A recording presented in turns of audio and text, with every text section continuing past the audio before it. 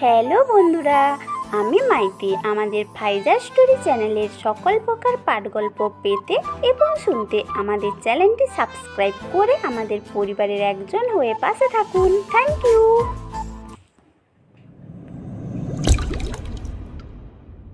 20 জনকে গুলি করে মারার পরে হঠাৎ করে আকাশের ফোন বেজে ওঠে।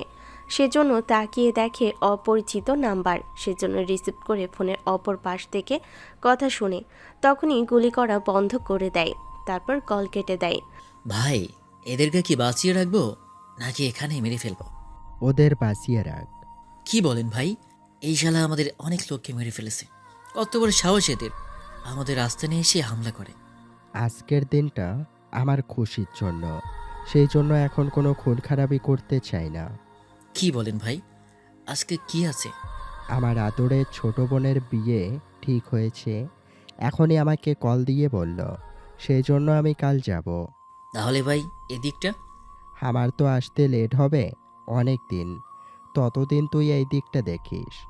যেই দিন আমার বোনের বিয়ে হবে সেই দিন তোরা সবাই খাবারের আয়োজন করে খাবি। আপনি যখন বলছেন তাই হবে। ওর থেকে দেখিস আর কোনো কথা বের করা যায় কি না। জি ভাই, আমরা অবশ্যই দেখব। পরের দিন আকাশ রওনা দেয়। ওইদিকে ইরাও অন্য শহরের উদ্দেশ্যে রওনা দেয়। রেল স্টেশনে এসে ট্রেনের জন্য অপেক্ষা করে। তখন আকাশও বসেছিল। হঠাৎ করে কিছু লোক একটা মেয়েকে বিরক্ত করছিল, কিন্তু মানুষ দেখে ও কিছু বলছে না। এদের মতো ছেলেদের জুতো দিয়েই মারা উচিত। কথাটা শেষ হতেই আকাশ ওই ছেলেগুলোকে মারতে থাকে। এতে এরা অনেকটা খুশি হয়। তবে আকাশের মুখ ঢাকা ছিল আর চোখে ছিল সানগ্লাস, সেজন্য কোনোভাবেই আকাশকে চেনা যাচ্ছে না। শুধু গলে একটা লকেট ছিল। ওদের মারার সময় লকেটটা খুলে যায়, মারামারি শেষ। আমার লকেট কোথায়? এই নিন আপনার লকেট। তবে আশ্চর্য বিষয় হলো আকাশ ইরার মুখটা দেখার আগে লকেটটা নিয়ে টেনে উঠে যায়। এটা কি হলো? আমি তো ওই ছেলের মুখটাও দেখতে পাইনি। ছেলেটা তো আমার দিকে তাকালোই না। ওরা দুজন আলাদাভাবে ট্রেনে উঠে পড়ে। এরপর আর ওদের কথা তো দূরের কথা দেখাই হলো না। তবে এরা শুধু লকেটের কথাই মনে আছে। দুপুরবেলায় ও মা, দেখে যাও, ভাইয়া এসেছে। এই জানোয়ারটা এখানে কেন এসেছে? পারুল আক্তার, তোমার ছেলেকে বলো এ বাড়ি থেকে বেরিয়ে যাওয়ার জন্য। আমি চাই না ওর কারণে ঈশার বিয়েতে সমস্যা তৈরি হোক। ও যখন এসেছে তখন বিয়ে পর্যন্ত থেকে যাক। তোমার কি মাথা ঠিক আছে? এই বিয়েতে আদি পর্যন্ত আসবে? তো কি হয়েছে? তাছাড়া অদ্রি আপুর তো বিয়ে হয়ে বেবিও আছে একটা। তুই বেশি কথা বলবি না। ও মা, বাবাকে বলো না। আমি বলি কি, যখন এসেছে তখন বিয়ে পর্যন্ত থাকুক। কোনো দরকার নেই। তুমি জানো না আদ্রি তোমার ভাইয়ের মেয়ে? তোমার ভাই যদি দেখে আকাশ এখানে, তাহলে কতটা ঝামেলা করবে। দরকার পড়লে মামাদের আসতে হবে না। তাছাড়া বাবা, আমাদের তো কোনো কিছুতে কমতি নেই যে মামাদের কথা এত চিন্তা করতে হবে। ঈশা কিন্তু কথাটা খারাপ বলেনি। যদি তোমার ভাই কোনো ঝামেলা করে তাহলে সেটা কিন্তু তোমায় সামলাতে হবে। আমি কিন্তু বলে দিলাম তোমাকে কথাটা। আকাশ, রুমে যা। আয় ভাইয়া আমার সাথে। ওরা রুমে আসে। আকাশ ফ্রেশ হতে যায়। ততক্ষণে ঈশা নাস্তা নিয়ে আসে। ভাইয়া খেয়ে নে এগুলো। আচ্ছা বাবা, কেন এমন করে বলো তো? থাক না ভাইয়া, তাছাড়া তুই যে কোনো দোষ করিসনি সেটা আমি আর তুই জানি। আমি শত বললেও বাবা বিশ্বাস করবে না। সেটা আমি জানি, এখন আমাকে এটা বল, বিয়েতে তোর কোনো আপত্তি নেই তো? না ভাইয়া, আমার কোনো আপত্তি নেই। দেখ, যদি আপত্তি থাকে আমাকে জানাতে পারিস। সত্যি বলছি, আমার কোনো আপত্তি নেই। তো বিয়ে কবে? এই তো 2 দিন পরে অনুষ্ঠান শুরু হবে। তুই কাল আমার সাথে শপিংয়ে যাবি। তুই কি বিয়ের কেনাকাটা করিস নি? আমার জন্য না, তোর জন্য, বুঝতে পারছস? ঠিক আছে, যাবো কালকে। আমি বরং এখন ঘুমাই। দুপুরের খাবার তো খেয়ে ঘুমা। মাত্রই তো নাস্তা করলাম। এখানে তো শুধু মিষ্টি খেলি। আচ্ছা, এখন ঘুমাই, রাতে কথা বলবো, ঠিক আছে? আকাশ ঘুমিয়ে পড়ে। বিকালের দিকে অদ্রি চলে আসে ঈশাদের বাড়িতে। তবে অদ্রি জানে না আকাশ যে বাড়িতে এসেছে। আদ্রি, তুমি ঈশার রুমে যাও। ঠিক আছে ফুফা। ওইদিকে আমরা দেখে আসি এরা কি করছে। এরাও বাসে এসে তুলকালাম করে ফেলে। বাড়িতে কেউ কি আছেন? আরে রা, তুই কখন এলি? আমাদের বললে তো তোকে রেল স্টেশন থেকে নিয়ে আসার জন্য গাড়ি পাঠাতাম। আমি যদি এই পরিবারের মেয়ে হতাম তাহলে ঠিকই তোমরা আমার খেয়াল রাখতে। কে বলেছে তুই আমার মেয়ে না? ঈশান, তুই কি আবারও ইরাকে রাগাচ্ছিস? বিশ্বাস করো ইরা, ইরা রেগে আছে। ওকে স্টেশন থেকে কেন আনা হয়নি? তাছাড়া ও একটা কল করেও তো জানালো না। আমি কেন জানাবো? আমি এই বাড়ির মেয়ে। যেখানে তোমরা আমার খোঁজ নিবে সেখানে আমাকেই কেন তোমাদের খোঁজ দিতে হবে আমার? আচ্ছা, আমাদের ভুল হয়ে গেছে। এখন যা ফ্রেশ হয়ে আবার খেয়ে ঘুমা, অনেক জার্নি করেছিস। এর পরিশোধ কি ভাবির থেকে নেব? ঠিক আছে, তোর যেমনই ইচ্ছে হয় তেমনই করিস। আচ্ছা মা, আমি রুমে গেলাম। এরা ওই খাবার খেয়ে ঘুম। এইদিকে কিছুক্ষণ যাওয়ার পরে অদ্রি আকাশের রুমটা ভিতর থেকে আটকানো দেখে। ফুফা, এই রুমে কে? এই রুমে আকাশ। আপনারা ওকে কেন বাড়িতে আসতে দিয়েছেন? ঈশার বিয়ে বলে কথা। বিয়ে হয়ে গেলে ওকে চলে যাওয়ার জন্য বলবেন। আমার ভাই আমার বাড়িতে থাকবে, এতে তোর সমস্যা কেন বলতো? ঈশা, আমি তোর বড় হই, সেজন্য সম্মান দিয়ে কথা বল। যে মেয়ে বিয়ের আগে নিজের সম্মান নষ্ট করে ফেলেছে সেই মেয়েকে আমি সম্মান দিব, এটা তুই ভাবলে কি করে? ফুফি, এই ঈশা আমাকে অপমান করেছে। ঈশা, কি হচ্ছে? আমার ভাই আমার বিয়েতে এসেছে, এখানে যদি কারো কোনো আপত্তি থাকে তাহলে সে চলে যেতে পারে। আমি সত্যি সত্যিই চলে যাব। তো যা, তোকে আমি আটকে রেখেছি নাকি? ফুফি, ঈশা সবসময় আমার সাথে এরকম ব্যবহার করে কেন? আমি বুঝি না। যে খারাপ তার সাথে তেমনই করা দরকার। অদ্রি, ওর সাথে কথা বলতে হবে না, তুই বরং অন্য রুমে যা। অদ্রি চলে যাওয়ার পরে মা ঈশাকে নিয়ে রুমে আসে। ঈশা, কি হচ্ছে এসব? আমি কি করলাম? তুই কেন ওকে সহ্য করতে পারছিস না? যখন তুমি নিজেই সত্যিটা জানবে তখন তুমি বুঝতে পারবে। কোন সত্যিটা? জানতে পারবে, তবে অদ্রিকে বলবে ভদ্রভাবে থাকার জন্য। কোনো রকম যদি ভাইয়াকে নিয়ে অদ্রি বা মামা মামি কোনো কিছু বলে তাহলে কিন্তু অনেক খারাপ হয়ে যাবে। ঠিক আছে, তুই কাজ কর, আমিও কাজে গেলাম। একটু পরেই অদ্রি ওর বাবা মাকে কল দিয়ে সবটা বলে। কি আকাশকে ওর বাবা থাকতে দিয়েছে? হ্যাঁ বাবা। আচ্ছা, আমি পারুলের সাথে কথা বলছি। ফুফু সব জানে। ফুফুর সামনে ঈশা আমাকে অনেক খারাপ অপমান করলো। ফুফু ঈশাকে অনেক বকেছে। আচ্ছা, আমরা তো কালকে আসছি, তারপর বাকিটা আমরা দেখে নিব। ঠিক আছে আম্মু। পরের দিন সকালে ঈশা আকাশকে নিয়ে শপিং করতে চলে যায়। ভাইয়া, আমি নিজে পছন্দ করে তোকে পাঞ্জাবি কিনে দিব। পাঞ্জাবি তো আমি পরি না। আমার বিয়ে বলে কথা, তোকে তো পরতেই হবে। আচ্ছা, তাই হবে, কিন্তু তোর বর কি করে? আমাদের মতোই, ওদের বিজনেস আছে। তাহলে তো ভালোই হলো। হেই নে, এটা পর।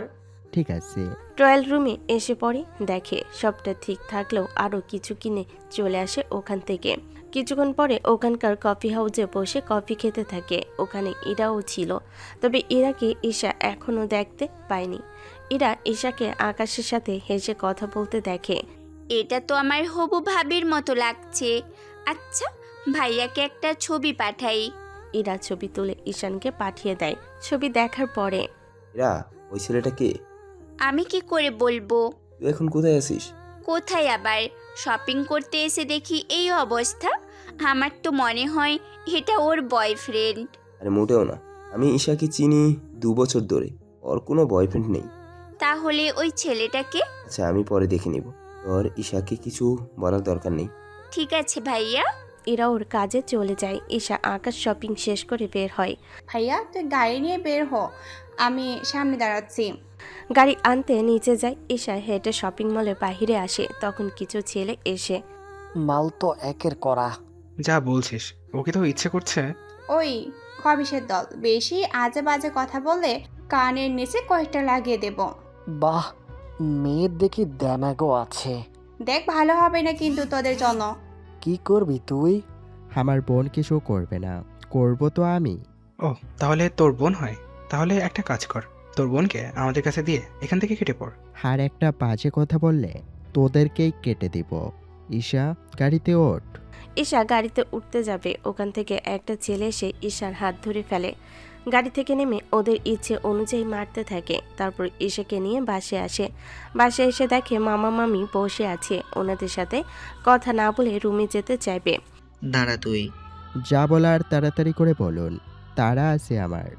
এত তারা কিসের তোর? তা জেনে আপনার কি কাজ? আমার বোনের বিয়ে, কাজ তো আমারই থাকবে। তা এতগুলো বছর ধরে তো বোনের কোনো খোঁজও নিসনি, হঠাৎ করে বোন হয়ে গেল? ওটা আমাদের ভাই বোনের ব্যাপার, এখানে আমার নাক গলানোর কোনো প্রয়োজন নেই। আকাশ, কি হচ্ছে এসব? ভুলে যাস না, উনি তোর মামা।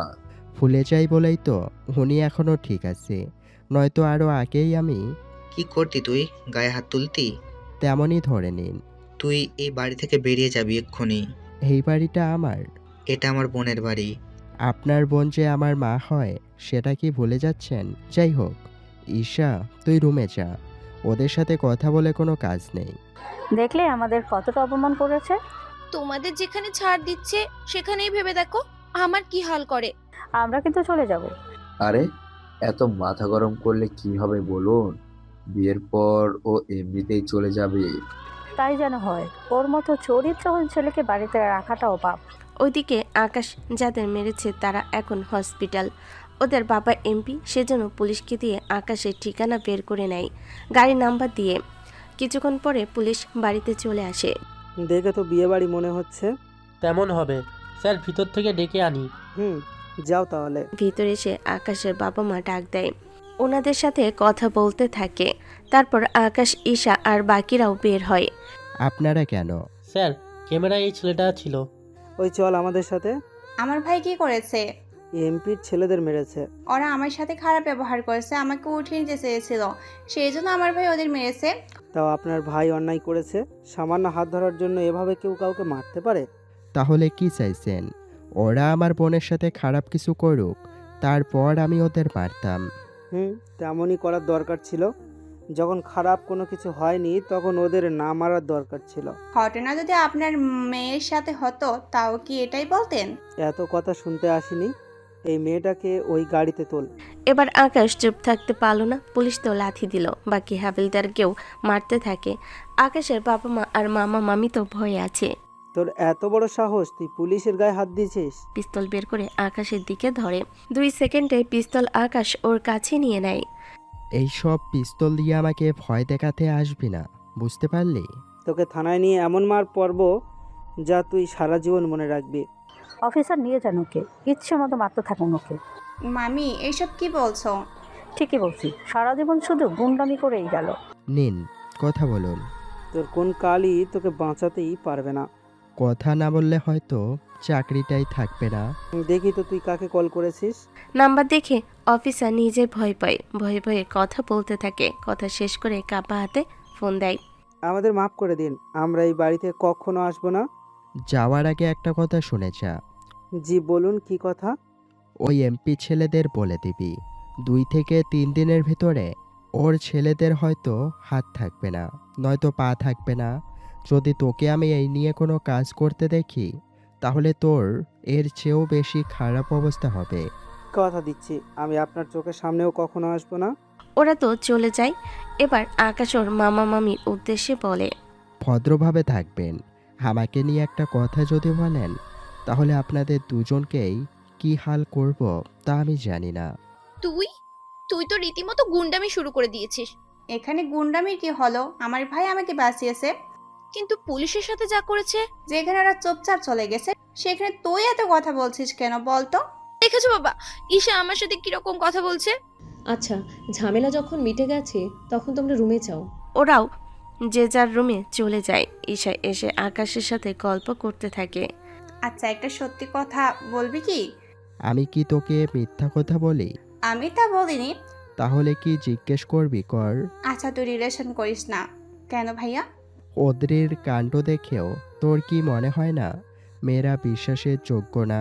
কিন্তু ভাইয়া, সব মেয়ে তো এরকম না। কিন্তু সবাই তো আবার ভালোও হয় না।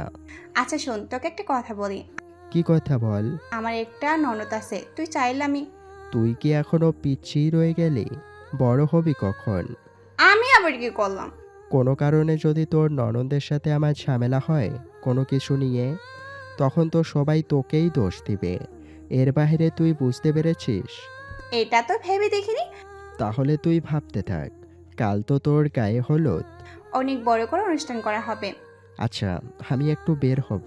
এই সন্ধ্যাবেলায় কোথায় যাবি তুই? এমপির কাছে যাব। ওনার কাছে কি দরকার? ওর ছেলেকে যে মেরেছি, যদি বিয়ের দিন কোনো ঝামেলা করে সেই জন্য কথা বলে আসি। যদিও সে যদি বলে কোনো ঝামেলা করবে না, তাও আমি কোনো রিস্ক নেব না। তবে ভাইয়া একটু সাবধানে থাকিস। চিন্তা করিস না, সাবধানেই থাকবো। বের হয়ে হসপিটালে আসে এমপি আকাশকে দেখে। তুই এখানে কেন? তোর তো জেলে থাকার কথা। জেলে নেওয়া কি এতই সহজ? তুই আমার ছেলেকে মেরেছিস, তোকে আমি জেলে না নিলেও হসপিটাল বা কবরের যে কোনো একটা জায়গায় তো তোকে নিবই আমি। দেখ, আমি তোর সাথে একটা সমঝোতা করতে এসেছি। কি ধরনের সমঝোতা? তোর ছেলে আমার বোনের সাথে খারাপ করেছে, তাই আমি ওদের মেরেছি। ব্যাপারটা তুইও এখানে পুরোপুরি ভুলে যা। আমার ছেলে হসপিটাল আর তোর বোনের তো বিয়ে হবে, আমিও দেখবো তোর বোনের বিয়ে কিভাবে হয়। তোর কি মনে হয় আমার বোনের ক্ষতি তোকে আমি এত সহজেই করতে দিব? আমার সাথে হাজার হাজার লোক আছে, কতজনকে তুই আটকাবি? কতজনকে আটকাবো জানি না, তবে তোর ছেলেকে ধরলে ঠিকই তুই আটকে যাবি। মানে কি বলতে চাস? কথায় না, কাজে করে দেখাচ্ছি। একটা ইনজেকশন নিয়ে এমপি ছেলের শরীরে কি একটা কেমিক্যাল ঢুকিয়ে দেয়। এই তুই কি করেছিস? একদম চেঁচাবি না। চেঁচাবো না মানে? যদি আমার ছেলের কিছু হয়ে যায়? কিছু তো হবে, তবে 4 দিন পরেই। 4 দিন পরে মানে? আমি একটা ভাইরাস ওর শরীরে দিয়েছি, ঘাবড়ানোর কিছু নেই। এই ভাইরাস 4 দিন পরেই ওর কাজ শুরু করবে। তবে তোর ছেলেকে যদি বাঁচিয়ে রাখতে চাস, তাহলে 4র্থ দিন আমি নিজে এসে ভাইরাসের অ্যান্টিডোট দিয়ে দিব। যদি এর ভিতরে আমি তোর পরিবারকে শেষ করে দেব? এইসব করলে তোরই ক্ষতি, কেননা তোর কোনো লোক যদি আমার বোনের বিয়েতে ঝামেলা করে, তাহলে তোর ছেলের অ্যান্টিবডি তো পাবি না। 4 দিন পরেই তোর ছেলের মৃত্যু। এখন তুই ঠিক কর। ঠিক আছে, আমার কোনো লোক কোনো রকম ঝামেলা করবে না। না করলেই সবার জন্য ভালো হবে। চলি আমি এখন। হসপিটাল থেকে বাসায় ফিরে ছিল। রাস্তায় একটা মেয়েকে কিছু ছেলে দাঁড় করিয়ে টিজ করতে থাকে, সেজন্য। তোমাদের কি কোনো কাজ নেই? কাজ তো করছি, কিন্তু তুই এসেই তো বাধা দিলি। আমাকে বাঁচান ওদের হাত থেকে। আবারও ইরার পুরো মুখ ঢাকা আর আকাশেরও, সেজন্য কেউ কাউকে চিনতে পারছে না। আকাশ তো ইরাকে দেখেনি, আর ইরাও যাও দেখেছে কিন্তু চিনতে পারছে না। দেখ, তোদের 1 মিনিট না, 1 মিনিট অনেকটা সময় হয়ে যায়। 20 সেকেন্ড দিলাম সময়, এখান থেকে চুপচাপ বিদায় হও। যদি না যাই আমরা, তাহলে কি করবি? এরপর নিজেদের পায়ে হেঁটে যেতে পারবি না। বাহ, হিরো এসছে, হিরো গিয়ে দেখাতে। ধসা লাগে। কি করার, ওদের আবারও মারতে থাকে। মারতে মারতে আবারও আকাশের গলা থেকে লকেটটা খুলে যায়। আবারও ইরা সেই লকেটটা দেখে। আরে এটা তো সেই লকেট যেটা আমি রেল স্টেশনে দেখেছিলাম, তার মানে এটাই সেই ছেলে। ওইদিকে মারামারি শেষ হয়ে যায়। ইরা আকাশকে ওর লকেট দিয়ে দেয়। এই নিন আপনার লকেট, আর আপনাকে অসংখ্য অসংখ্য ধন্যবাদ। আচ্ছা, আপনি তো ওই রাতে... দেখুন, এখান থেকে আপনার চলে যাওয়াটাই ভালো, নয়তো ওদের লোক আরও আসতে থাকবে। ইরাকে কোনো কথা বলার সুযোগ না দিয়ে গাড়িতে উঠিয়ে দেয়। বেচারি ইরা দুবার আকাশকে পেয়েও মিস করে গেছে। বাসায় আসার পরে, ইরা, তোর হাতে এটা কিসের দাগ? রাস্তায় কিছু ছেলে আমাকে দাঁড় করিয়ে... বাকিটাও বলতে থাকে। সবটা শুনে ছেলেটা তোকে 2বার বাঁচালো, ওকে সাথে করে নিয়ে আসতি। আরে ওই ছেলে কথা বলার সুযোগই তো দেয় না আমাকে। আচ্ছা, যা হওয়ার হয়েছে, এরপর থেকে তুই একা আর বের হবি না। ঠিক আছে, বের হব না। তবে ওই ছেলেগুলোকে আমি দেখে নিব। থাক ভাইয়া, কিচ্ছু করতে হবে না, যা করার ওই ছেলেই করেছে। আচ্ছা, তুই রুমে যা। ওরাও যে যার মতো কাজে ব্যস্ত। কিছুক্ষণ পরে অভ্র আকাশকে কল দিয়ে ওই দিকের পরিস্থিতি জানায়। ভাই এখন কি করবো আমরা? ওরা যখন কোনো কিছু বলছে না, তাহলে ওদের মেরে ফেল। কিন্তু ওদের মেরে ফেললে সত্যিটা তো জানা হলো না। যখন বেঁচে থেকেই ওরা কোনো কাজে আসছে না, তখন ওদের মেরে ফেলাই ভালো হবে। আচ্ছা ভাই, তা ওইদিকে কি খবর? খবর কিছুটা ভালো, আবার কিছুটা খারাপ। কেন ভাই, কি হয়েছে? আসার পর থেকেই মারামারি লেগেই আছে। এমনিতেই এমপি ছেলেকে মেরেছি। এমপি কিছু বলেছিল? এমপিকে যা করার আমি করছি, তবে বোনের বিয়ে বলে রিস্ক নিতে চাই না। এসব এমপি মন্ত্রী তো আমাদের ভয়ে ঠিকমতো কথাই বলে না। শুধু বোনের বিয়ে বলে চুপ করে আছি। তাছাড়া আমি চাই না বিয়েতে কোনো ঝামেলা হোক। যদি কোনো অতিথির অসুবিধা বা ঝামেলা হয়, তাহলে তো আমারই বিপদ। এমনিতে আমি তো সবই জানি। এমনিতে একটা ঘটনার জন্য আপনাকে বছরের পর বছর বাড়ি ছেড়ে থাকতে হয়েছে। এখন যদি আবারও কোনো অঘটন ঘটে তাহলে তো আপনাকে আবারও সবাই... সেই সুযোগ ওরা পাবে না। ভাই, আমি আসবো কি কিছু লোক নিয়ে? তার দরকার হবে না, চিন্তা করো না, আমি সব সামলে নিব। ঠিক আছে ভাই, রাখি। তবে দরকার পড়লে আমাকে জানাবেন, আমি লোকজন নিয়ে চলে আসব। আচ্ছা রাখি তাহলে, তোমরাও সাবধানে থাকবে। বস, আমাদের গায়ে হাত তো দেওয়া দূরের কথা, কেউ চোখে চোখ রাখারও সাহস পায় না। ওদের কথা শেষ হয় পরের দিন ঈশার গায়ে হলুদ, পুরোপুরি সব কাজ শেষ হয়ে যায়। বিয়ের দিন সকালবেলা বাবা মা, আমি তো তোমাদের ছেড়ে যাব। বিয়ের পরে সব মেয়েকেই তো নিজের বাড়ি ছেড়ে চলে যেতে হয়। বলছিলাম কি মা, তোমরা ভাইয়াকে ক্ষমা করে দিয়ে বাড়িতে রেখে দাও। তা কখন হবে না? কিন্তু আমি হলে যাওয়ার পরে তোমাদের খেয়াল কে রাখবে বলো? ওইসব নিয়ে তোকে ভাবতে হবে না। তুই চিন্তা কর কিভাবে অন্যের বাড়িতে গিয়ে নিজে মানিয়ে চলতে পারবি। আমি পারবো। তবে বাবা মা, তোমরা হয়তো একটা কথা জানো না। আবার কি কথা? ঈশা কিছু বলতে যাবে তখনই আকাশ চলে আসে। ভালো হয়েছে তুই এসেছিস। কেন, কিছু কি হয়েছে? তেমন কিছু হয়নি, তখনই কথা হচ্ছিল আমি তো চলে যাব। এবার এই ঘরে তুই বিয়ে করে একটা ভাবি নিয়ে আয়, তাহলে বাবা মার কষ্ট কমে যাবে। বাড়িতে এমনিতেই কাজের লোক আছে 6 জন। বাবা, মেয়ে আর ঘরের বউরা যা করবে কাজের লোকেরা তা তো করবে না। তোকে এত কিছু ভাবতে হবে না। তাছাড়া তোর বিয়ে শেষ হলেই ও যেন চলে যায়। বউ ভাত পর্যন্ত তো থাকতে দিবে। ঠিক আছে, তবে এর বেশি আর একটা দিনও না। দুপুরে বরযাত্রী চলে আসে। আকাশও গেটের সামনে এসে দাঁড়ায়। ছেলে বাড়ি থেকে ঈশান আর ইরা একসাথে নামে। আপনারা ঠিকই ধরেছেন, ইরার ভাইয়ের সাথেই আকাশের বোনের বিয়ে হচ্ছে। ইরা ওর ভাইয়ের পাশে দাঁড়িয়ে আছে। এই প্রথম আকাশ আর ইরা একজন আরেকজনের মুখ দেখতে পেয়েছে। কি ব্যাপার, গেটে কোনো মেয়ে নেই কেন? এই তো আমি আছি। আচ্ছা, আপনি ভাবির কি হন? ঈশা আমার মামাতো বোন। তাহলে তো তোমার সাথে আড্ডা দিতেই পারবো। ভাইয়া তুই থাক, আমি ভেতরে গেলাম। আরে আমাকে একা ফেলে চলে যাবি তুই? এখানে এতগুলো ছেলের মাঝে আমি একা কি করব? ইরা অদ্রি চলে যায় ঈশার কাছে। আকাশ আর ঈশান কথা শেষ করে ভিতরে নিয়ে আসে। আপনি ঈশার বড় ভাই, অথচ আমাকে কেউ এই কথাটা বলল না, ঈশা নিজেও জানায়নি। সে অনেক বড় কাহিনী, পরে না হয় শুনে নেবেন। ওরা দুজনে তো গল্প করতে থাকে। অন্যদিকে কিছুক্ষণ পরে বিয়ে পড়ানো হয়ে যায়। তারপরে তাহলে আজ থেকে তুমি আমার ভাবি হয়ে গেলে, কিন্তু একটা বিষয় আফসোস থেকে গেল। কোন বিষয়ে? আমার যদি একটা বেয়াই থাকতো, মানে তোমার যদি একটা ভাই থাকতো, তাহলে কতই না দুষ্টুমি করতাম। তবে আফসোস তা নেই। কে বলেছে আমার ভাই নেই? কি বলো, তোমার নিজের ভাই? আমার আপন বড় ভাই। আর ওই দিন রেস্টুরেন্টে তুমি তার সাথে আমাকে দেখেছ। কি বলো ভাবি, আমি আরও কি নাকি ভেবে নিয়েছি। সরি ভাবি, তাই আমার বেয়াইয়ের সাথে আমার পরিচয় করিয়ে দাও। আচ্ছা, আমি ওকে ডেকে দিচ্ছি। ঈশা, তোর কি মাথা ঠিক আছে? আমি কি করলাম? তুই জানিস না আকাশের চরিত্রের সমস্যা আছে? কি বলছেন? আমি ঠিকই বলেছি। 7 বছর আগে আমার সাথে খারাপ কিছু করার চেষ্টা করেছিল। ভাগ্য ভালো ফুফা আর ফুফি চলে এসেছিল, নয়তো আমি আজকে সমাজে মুখ দেখাতে পারতাম না। কি বলছেন ভাবি, তোমার ভাই এতটা খারাপ? আরে না ইরা, বিশ্বাস করো, আমার ভাই মোটেও এত খারাপ না। অদ্রি, তুই বাইরে যা, ইরার সাথে আমার কথা আছে। ভাবি, যা বলার অদৃশ সামনেই বলো। ভাগ্য ভালো আপনি আমাকে বলেছেন, নয়তো আমার সাথে ও যদি সেম কাজ করার চেষ্টা করতো তাহলে তো আমার অনেক... আচ্ছা অদ্রি, তোর ছেলেকে নিয়ে আয় তো। আমার ছেলেকে কেন নিয়ে আসবে? আমি তাহলে একটা বিষয় ক্লিয়ার করে দেব। কোন বিষয়ে? আগে বাচ্চাকে নিয়ে আসি, তারপর বলছি। অদ্রি ওর বাচ্চাকে নিয়ে আসে। ঈশা অদ্রির হাত ওর বাচ্চার মাথায় রাখে। কি হচ্ছে এসব? একটা কথা বল। কি কথা বল? তোর বাচ্চার মাথায় হাত দিয়ে বল, তুই আমার ভাইয়ের নামে যা বলছিস সব সত্য। আমি পারবো না। আমি তো কিছুই বুঝতে পারছি না। আমি বলছি, ওদি আমার ভাইয়ের নামে যা যা বলছে তাকে বলো, তার বাচ্চার মাথায় হাত রেখে সে কথাগুলো বলতে। ঈশা, কাজটা কিন্তু ঠিক হচ্ছে না।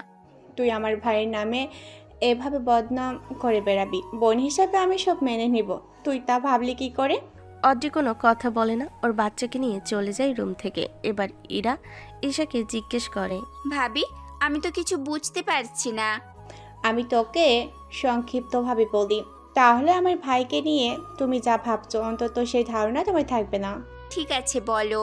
ঈশা 10 মিনিট ধরে ইরাকে সবটা বলে। সবটা শোনার পরে এই জন্য নিজের বাচ্চার মাথায় হাত দিয়ে বলতে সাহস পাইনি।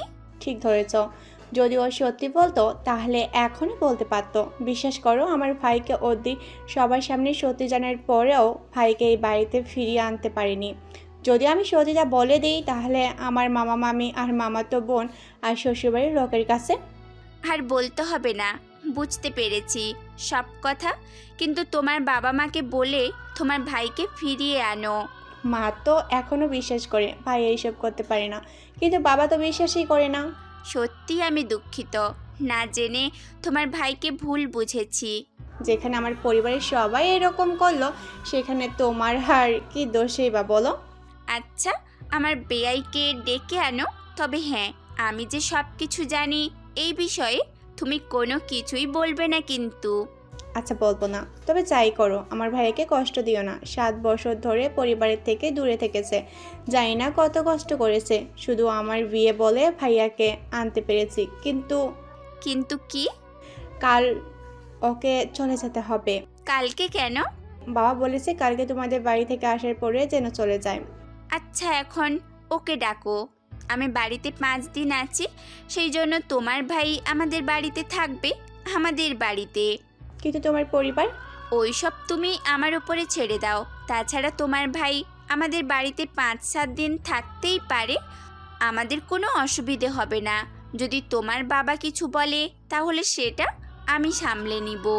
সত্যি বলছো? একটু পরে আকাশ রুমে আসে। ইরা তো এক পলকে তাকিয়ে আছে আকাশের দিকে। আমাকে ডেকেছিস?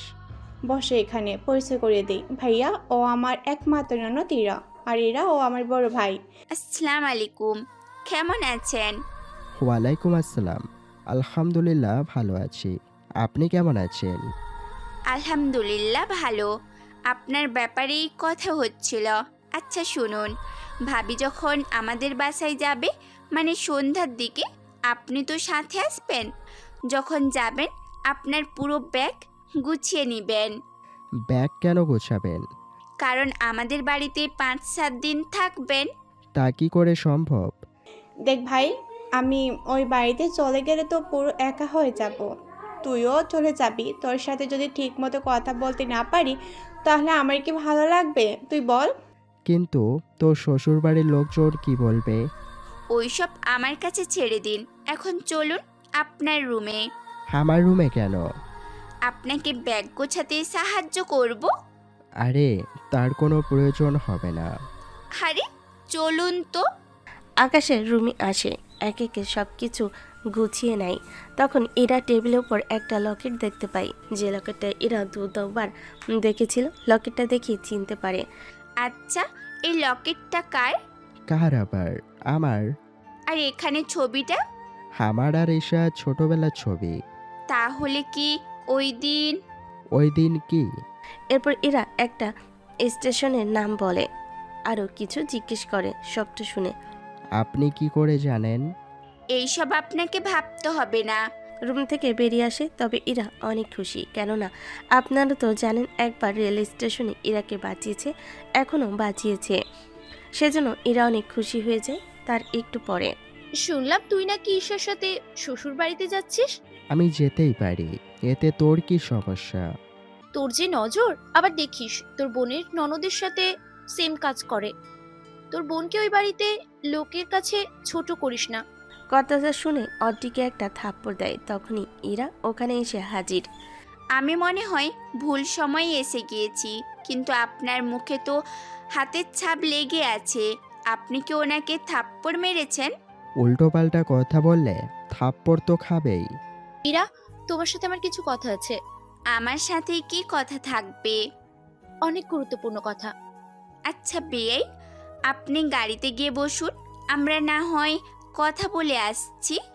আকাশ গাড়ির কাছে এসে দেখে জায়গা নেই, সেজন্য আকাশ ওর ব্যাগটা ঈশার কাছে দিয়ে দেয়। এরা ও মনে হয় ভিতরে, জায়গা তো নেই। আচ্ছা ভাইয়া, তুই বরং ইরাকে নিয়ে চলে আয় আমাদের গাড়ি একটা নিয়ে। তোমার তো বাইক আছে, তাহলে ওটা নিয়ে চলে আসিও। আচ্ছা, সাবধানে যাবেন। আমি আসাতে আপনাদের সমস্যা হবে না তো? আমি ঈশার কাছে সব শুনেছি। তুমি 7 দিন কেন, বছর থাকলেও আমাদের কোনো অসুবিধা হবে না। উল্টো তুমি থাকলে আমার সাথে বিজনেসও দেখাশোনা করতে পারবে। না ভাইয়া, আমার নিজেরই বিজনেস আছে অন্য শহরে। আচ্ছা, তুমি ইরাকে সাথে নিয়ে চলে আসি। বরযাত্রী সবাই চলে যায়, আকাশ এখনো বাড়ির বাইরে। ওদের বাড়িতে সাবধানে থাকিস। যদি তোর কারণে তোর বোনের সংসারের কোনো ক্ষতি হয়, তাহলে তোর আমি কি অবস্থা করব তা আমি নিজেও জানি না। এইদিকে রুমের মধ্যে অদৃত আকাশের নামে অনেক বানিয়ে বানিয়ে কথা বলতে থাকে। তখন আপনাকে এইসব ভাবতে হবে না।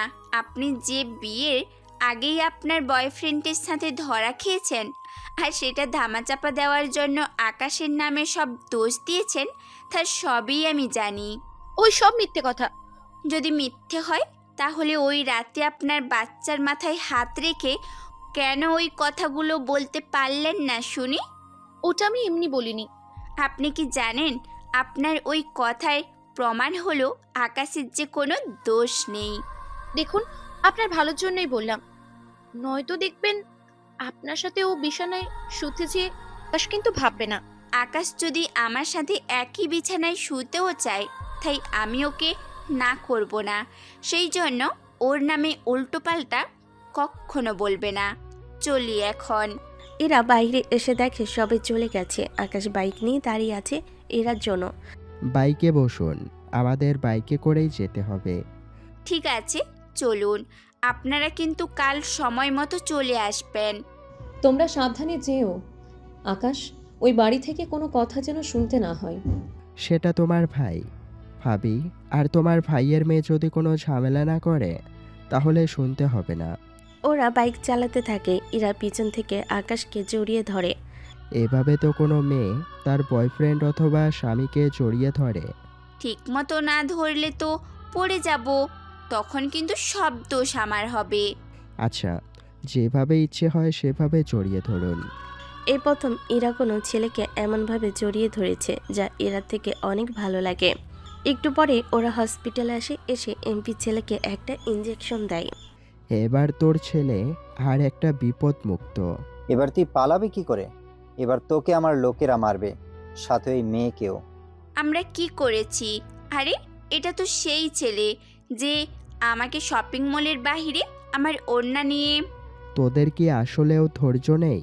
সবে মাত্র একটা ডোজ দিয়েছি, আরও 2টা দিতে হবে। যদি আমাকে মেরে ফেলতে চাস মেরে ফেল, কিন্তু 2 দিন পরেই তোর ছেলেও মারা যাবে। এই না, আমার ছেলের কোনো ক্ষতি করিস না। এখানে একটা সাইন কর। কি আছে এখানে? তোকে আমার মোটেও বিশ্বাস নেই। তোর ছেলে ভালো হওয়ার পরে তুই আমার পরিবারের ক্ষতি করতে চাইবি, সেই জন্য এখানে সাইন কর। কি লেখা আছে এই কাগজে? এখানে লেখা আছে, আমার পরিবারের সাথে আমার বোনের পরিবারের যদি কোনো ক্ষতি হয় তার পুরো দায়ভার তুই নিবি। আমি কোনো দায়ভার নিব? কারণ তুই এখন যা করেছিস তা আবারও করতে পারিস, সেই জন্য সাইন কি দিবি নাকি আমি চলে যাব? এমপি কোনো কিছু না ভেবে সাইন করে দেয়। আকাশ হসপিটাল থেকে বের হয়ে থানায় আসে আর কাগজে ফটোকপি করে সেটা থানায় জমা দিয়ে পুরো বিষয়টা বলে। পুলিশ তখন লিখিত পেয়েছে, তখন আর তারা অভিযোগ নিয়ে রাখে।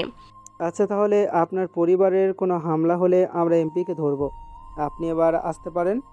সব কাজ শেষ করে আবারও বাইকে ওঠে, তবে আগের তুলনায় এবার আরও শক্ত করে জড়িয়ে ধরে।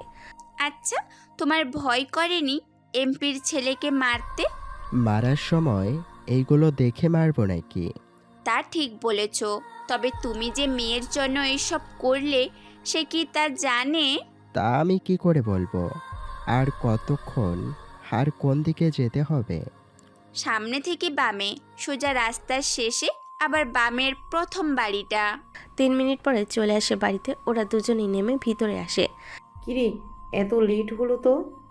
মা, বাইকের চাকা পাংচার হয়ে গিয়েছিল, ওটা ঠিক করতেই লেট হয়ে গেল। আকাশ, ভিতরে আসো। বাড়িতে অনেক মেহমান, সেজন্য আকাশকে নিয়ে ইরা ওর রুমে আসে। এটা আমার রুম। রুমটা দেখে তো গোছানো মনে হচ্ছে না। আমি এখানে থাকি না, অন্য শহরে থাকি।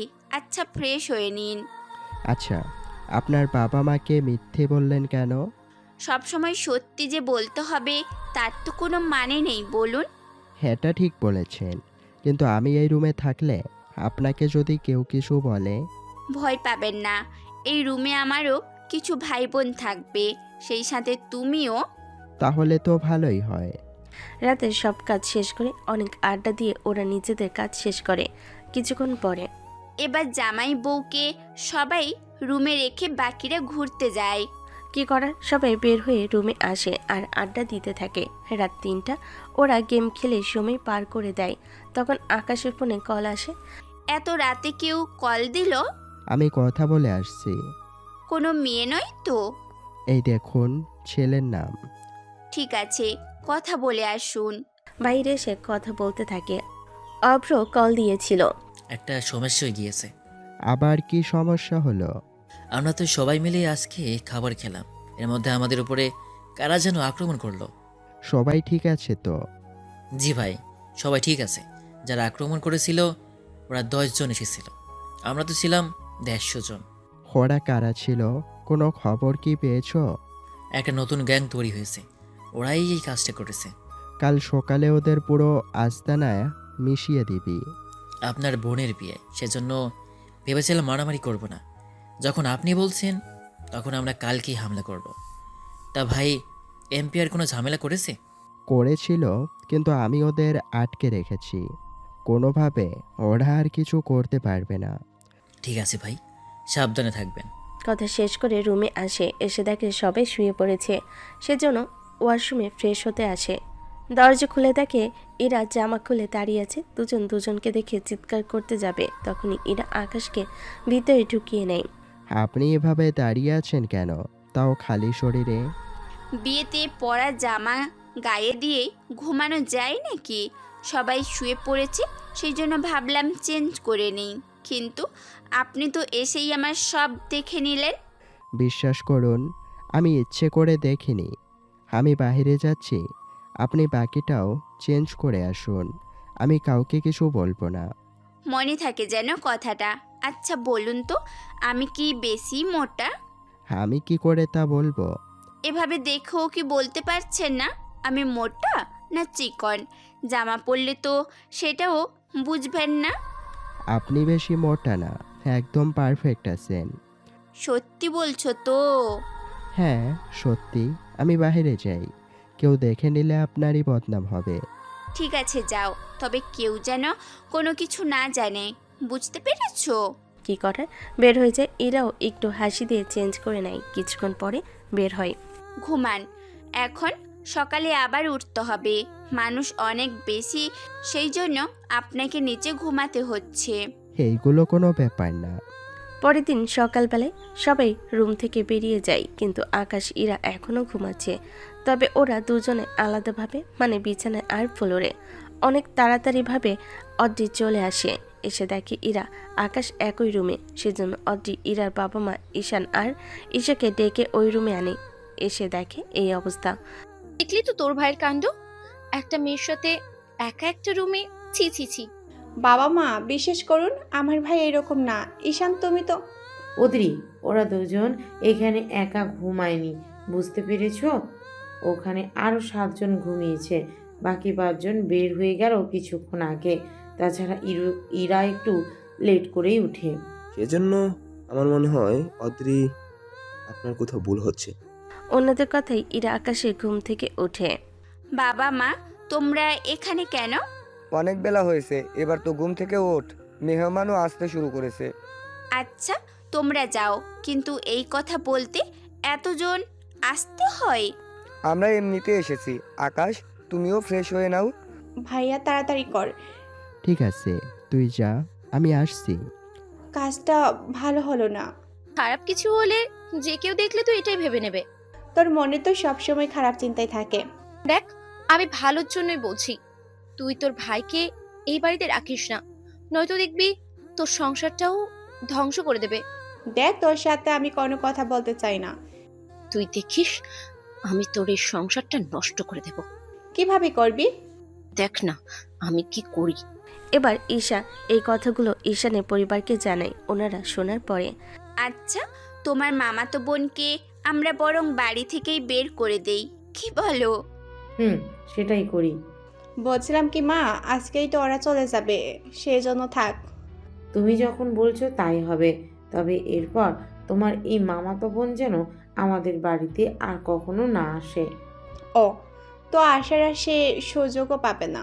বিকালবেলায় সবাই খেয়ে যে যার মতো চলে যায়, কিন্তু অদ্রি যেতে চাইছে না। সেজন্য এরার বাবা মাও নিজেদের সম্মানের কথা চিন্তা করে কিছু বলতেও পারছে না। মা, কি দরকার ওর এখানে থাকার? আচ্ছা, ও যখন থাকছে তখন 2টা দিন থেকেই যাক, আমাদের কোনো অসুবিধা নেই তো। আমাদের কোনো অসুবিধা নেই। কিন্তু আমার অসুবিধা আছে। দেখ ঈশা, যখন ওনাদের কোনো অসুবিধা নেই তখন আপনি 2টা দিন এখানে থাকবে, আমরা তাহলে চলি। ফুফা চলো, তোমাদের এগিয়ে দিই সামনের দিকে। অদ্রি ওনাদের নিয়ে সামনে যাওয়ার পরে বাবা মা আপনারা রাজি হয়ে গেলেন। দেখো, তোমার বাবা যদি বলে তাহলে আমরা না করি কি করে? এখন যদি আমরা না করে দিই তাহলে তুমি বুঝতে পারছো তোমার পরিবার ভেবে নেবে আমরা মেহমানদের সাথে খারাপ ব্যবহার করি। ঈশা বাবা মা ঠিকই বলেছে। কিন্তু অদ্রি যখন এখানে আসে আমি শিওর ও কোনো না কোনো ঘটনা ঘটাবে ঠিকই। ওইদিকে ইরা আকাশ শহরটা দেখতে থাকে। যদিও এইদিকে আকাশের আশা কম হয়, তবে অনেক পরিবর্তন হয়েছে এইদিকে। আচ্ছা, যেখানেই থাকো ওখানে কি কাজ করো? এই তো ছোটোখাটো একটা বিজনেস। তুমি কি করো? আমি তো পড়াশোনার জন্য এত দূরে থাকি, তবে আর 1 বছর হলে পড়া শেষ, তারপর বাড়িতে চলে আসবো। তাহলে তো ভালোই হবে পরিবারের জন্য। আচ্ছা, এখন তো তোমার বোন নেই বাড়িতে, তাহলে বিয়ে করে কাউকে নিয়ে আসলেই তো হয়। যেখানে বাবা বাড়িতেই আসতে দিচ্ছে না সেখানে বিয়ে তো অনেক দূরে। পছন্দের কেউ কি আছে? আমার কোনো পছন্দ নেই। আমার তো বিশ্বাসই হচ্ছে না তুমি সিঙ্গেল। সেম কথাটা তো আমিও জিজ্ঞেস করতে পারি। যদি আমার বয়ফ্রেন্ড থাকতো তাহলে রাতে ওয়াশরুমের ভেতরে ওইভাবে দেখার পরে তুমি এভাবে আমার সামনে থাকার তো দূরের কথা, আমার পরিবারের সামনে আসতেও। কথাটা কিন্তু ভুল বলনি। এবার উঠি চলো, নয়তো সবাই খুঁজতে বের হবে। ওরা উঠতে যাবে, তখন চেয়ারম্যানের ছেলে ওর একজন বন্ধুকে নিয়ে ওদের সামনে আসে। আরে ইরা নাকি? চোখে কি দেখিস না? আরে এত রেগে যাও কেন বলো? তোদের জন্য বাবা মা আমাকে অন্য শহরে লেখাপড়া করাচ্ছে। তাহলে তোমার অন্য শহরে লেখাপড়ার কারণ এরাই? হ্যাঁ, আমরা এতটা ধনী হয়েও এদের কিছুই করতে পারছি না। এরা বাবা একে না তো চেয়ারম্যান, তোর ওপর জেলার পদ আছে। আচ্ছা, তোমার কি মনে হয় না আমি তোমাকে ভালোবাসি? তোমাকে আমি বিয়ে করতে চাই। তোর মতো লুচ্চাকে আমি বিয়ে করব, এটা তুই ভাবলি কি করে? দেখো ইরা, আমি তোমাকে ভালোবাসি, সেজন্য তুমি আমাকে যা ইচ্ছে তাই বলতে পারো, আমি কোনো কিছু মনে করব না। মনে না করলেই ভালো। কিন্তু এই ছেলেটাকে? আমি ওর ভাবির। ওহ, আমার বয়ফ্রেন্ড, আমরা একসাথে পড়াশোনা করি। কি তোমার বয়ফ্রেন্ড আছে? আর সে কথা আমি জানি না? তুই জানলেও কি আর না জানলেও কি। তুই কি সাইডে নিয়ে যা, আমার ইরার সাথে একটু বোঝাপড়া আছে। আজকে ওর এমন জায়গায় হাত দিব যেন ও বুঝতে পারে আমার সাথে এমন করার ফল কি হতে পারে। চল ভাই, তুই আমার সাথে, ভাই ভাবির সাথে একান্তই সময় কাটাবে। আকাশের হাত ধরে নিয়ে যেতে চাইলে আকাশ অন্য হাত দিয়ে ইরার হাত ধরে। ছেড়ে দে ভাবির হাত। যদি না সারি তাহলে তোর এই হাত হাতের জায়গায় যে থাকবে না। এবার আকাশ ইরার হাত ছেড়ে দিয়ে চেয়ারম্যানের ছেলেকে একটা ঘুষি মারে। এতে কিছুটা দূরে পড়ে যায় আর মুখ দিয়ে রক্ত বের হয়। ছেলেটা যখনই মুখে হাত দেয় 2-3টা দাঁত হাতে এসে পড়ে। ওই তুই কি করছিস? আজকে তোকে কেউ বাঁচাতে পারবে না। মোবাইল বের করে কাউকে কল করতে যাবে, মোবাইল নিয়ে ওখানেই আছাড় মারে। লোকটা ছেলেটার কাছে যায়। আপনাকে হসপিটাল নিয়ে যাই, এদের পরে দেখে নিব। ওরা হসপিটালে চলে যায়। ইরা তো ভয়ে আকাশকে জড়িয়ে ধরে। এখন কি হবে? ওদের লোক যদি আমাদের বাড়িতে এসে কিছু করে? বিন্দু মাত্র ভয় পেও না, আমি তো আছি, সব সামলে নিব। ইরাকে নিয়ে বাসায় ফিরতে থাকে, সাথে অভ্রকে বলে ওই থানার ডিসির নাম্বার নেয়, তারপর তাকে কল দিয়ে সবটা বলে। আপনি কোনো চিন্তা করবেন না, আমি চেয়ারম্যানকে কল দিয়ে বলছি যেন সে কোনো প্রকার ঝামেলা না করে। তাড়াতাড়ি করুন, নয়তো চেয়ারম্যানকে মেরে ফেলতে আমি 1 মিনিটও সময় নিব না। আমাকে কিছুক্ষণ সময় দিন, আমি নিজে কথা বলছি। ওরা কথা বলতে থাকে। ইরা ওই বাড়িতে এসে ওর বাবা মা ভাইকে সবটা বলতে থাকে। এবার কি হবে? ওই চেয়ারম্যান ছেলের কারণে ইরাকে এত দূরে ভার্সিটি পড়াচ্ছি। চিন্তা করবেন না, আমি সামলে নেব সব কিছু। কিন্তু কিভাবে সামলাবে? যে কোনোভাবেই হোক সামলে আমি নিবই। এদিকে চেয়ারম্যান খবর পেয়ে হসপিটাল আসে। পুরো ঘটনা শোনার পরে আজকে আমি ওই মেয়ের সাথে আমার ছেলে পেয়ে দেব। জি ভাই, আমি লোক রেডি করছি। কিছুক্ষণ পর চেয়ারম্যান লোক নিয়ে হাজির হয় ইরাদের বাড়িতে। আপনার পরিচয়? স্যার, এটাই সে ছেলে যে ছোট সাহেবকে মেরেছে। সত্যি তো সাহস আছে বলতে হবে। আমার ছেলেকে মেরে এখন এই বাড়িতে তুই ঠিকই আছিস? আচ্ছা, তোকে তো ডিসি কল করার কথা, কিন্তু সে কি তোকে কল দেয়নি? ডিসি তোর কথায় আমাকে কল দেবে, এটা তুই ভাবলি কি করে? কি বলিস? কল তো দেওয়ার কথা ছিল। ইরাকে নিয়ে চল, আর এই ছেলেকে এখানে এমন মার মারবি যেন সারা জীবন বিছানায় শুয়ে থাকে। প্লিজ ভাই, এমনটা করবেন না। আমার মেয়েকে ছেড়ে দিন। কত টাকা হলে ব্যাপারটা আপনি বলে যাবেন বলুন? আমার ছেলেকে ও মেরেছে, এর কোনো ক্ষমা নেই। এই নে, তোর ফোনে ডিসি কল দিল বলে। চেয়ারম্যান তাকিয়ে দেখে ডিসির নাম্বার থেকে কল। জি স্যার, বলুন। একটা ছেলে আপনার ছেলেকে মেরেছে, সে কিন্তু কোনো সাধারণ ছেলে না। যদি ওই ছেলেকে কিছু করেন তাহলে কিন্তু আপনার চেয়ারম্যান পরের সাথে সাথে আপনাকেও দুনিয়ার থেকে গায়েব করে দেবে। কি বলছেন স্যার? এতটা সাংঘাতিক এই ছেলে? সেজন্য বলছি যতটা সম্ভব দূরে থাকার চেষ্টা করুন ওর থেকে। পরে আমি ডিটেলস বলবো। আপাতত ওই ছেলের সামনে তো দূরের কথা, ও যে পরিবারে আছে সেখানেও যাবেন না। ঠিক আছে, তাই করব। কথা শেষ করে আবারও সবার সামনে আসে। দেখ, তুই কে তা আমি জানি না, তবে যা শুনেছি এতে আমি চলে যাচ্ছি। আমি তো সেই কখন থেকে এইগুলোই তোকে বলে যাচ্ছি, যদি সব কিছু ঠিকঠাক রাখতে চাও তাহলে সুন্দরভাবে চলে যাও। হ্যাঁ, চলে যাবো এখান থেকে। আর একটা কথা মনে রাখ, কোনোভাবেই যেন আমি তোকে বা তোর লোকেদের এই বাড়ির ক্ষতি করতে যেন না শুনি। কোনো চিন্তা করবেন না, আমার কোনো লোক আর এই বাড়িতে আসবে না। যদি তোর ছেলেকে আমি দেখি ইরার পিছনে, তো দূরের কথা সামনেও যেন না দেখি, নয়তো বংশের প্রদীপ আমি নিভিয়ে দেব। ও কখনো সামনে আসবে না। চেয়ারম্যান তার লোকদের নিয়ে চলে যায় ওখান থেকে। রফিক চৌধুরী তো অবাক হয়ে তাকিয়ে আছে। সত্যি আকাশ, তোমার প্রশংসা না করে আমি পাচ্ছি না। যে কাজ আমি এতগুলো বছর ধরেও করতে পারিনি, তা তুমি একদিনেই করে দেখিয়ে দিলে। তাহলে আর ভয় নেই বলছো? চেয়ারম্যানের কথা শুনে তো তেমনটাই হলো। আচ্ছা, সবাই রুমে চলো। সত্যি তোমার জন্য আজকে আমি পুরোপুরি বিপদ মুক্ত হলাম।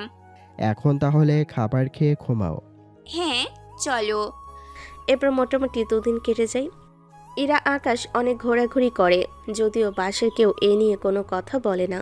কেননা বাড়িতে আসলেও চেয়ারম্যান ছেলের কারণে ইরা বাড়ি থেকে বের হতো না, কিন্তু এখন ভালোভাবে ঘুরতে পারছে, সেজন্য ওইদিকে। বাবা, তুমি ওদের কিছুই করলে না? মাথা গরম করিস না, ডিসি আমাকে নিজেই এই নিয়ে মানা করলো। যে সাহস ওরা এত বছর ধরে পায়নি, সে সাহস ওরা এখন পায় কি করে? ওদের বাড়িতে একটা ছেলে এসছে, ওই ছেলের কারণেই এতটা সাহস পেয়েছে। এখন আমরা কি করব? হ্যাঁ, আপাতত কয়েকটা দিন অপেক্ষা কর, ডিসির সাথে কথা বলে একটা বিহিত করে নেব।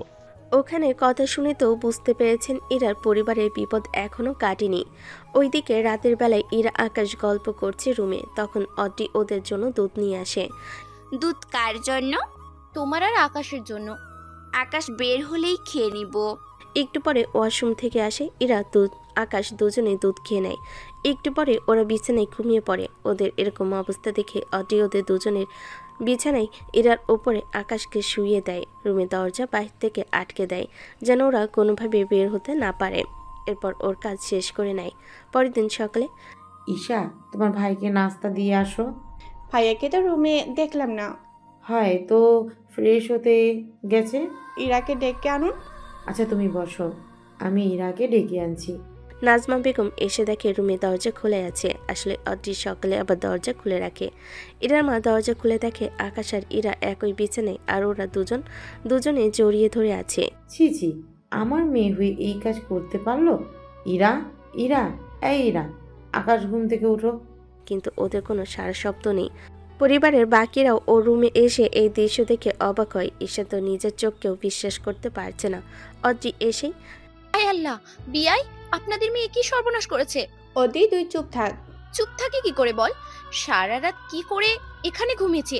ছি ছি ছি ছি, বোনের শ্বশুর বাড়ির কথা একবারও ভেবে দেখলো না। ঈশান আকাশকে ধরে রুম থেকে বের করে ঘুম ভাঙা। ঠিক আছে মা।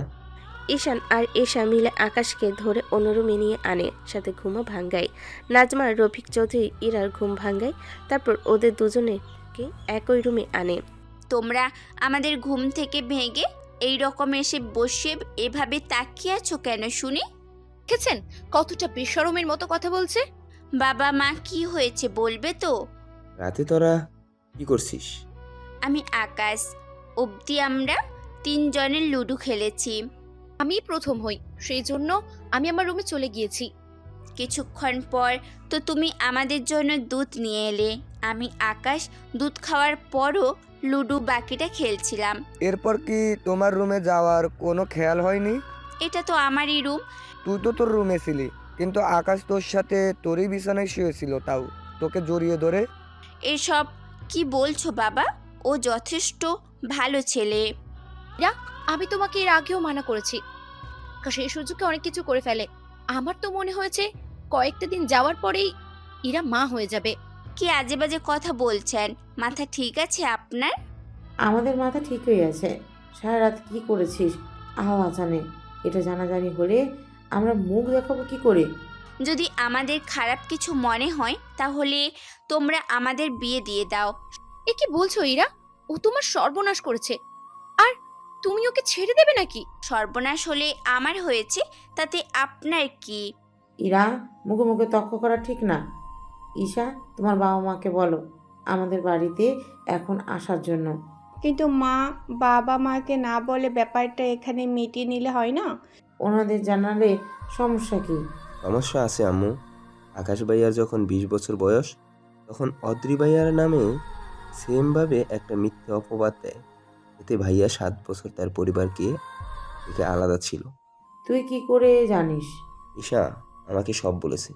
ইরা, তুই কি জানিস কিছু? এই অদ্রি আকাশের থেকে ওর 7টা বছর কেড়ে নিয়েছে। তাছাড়া মা, আমার তো মনে হয় আমাদের সাথে যা কিছু হয়েছে তার জন্য অদ্রি দায়ী। আরে আমি কি করলাম?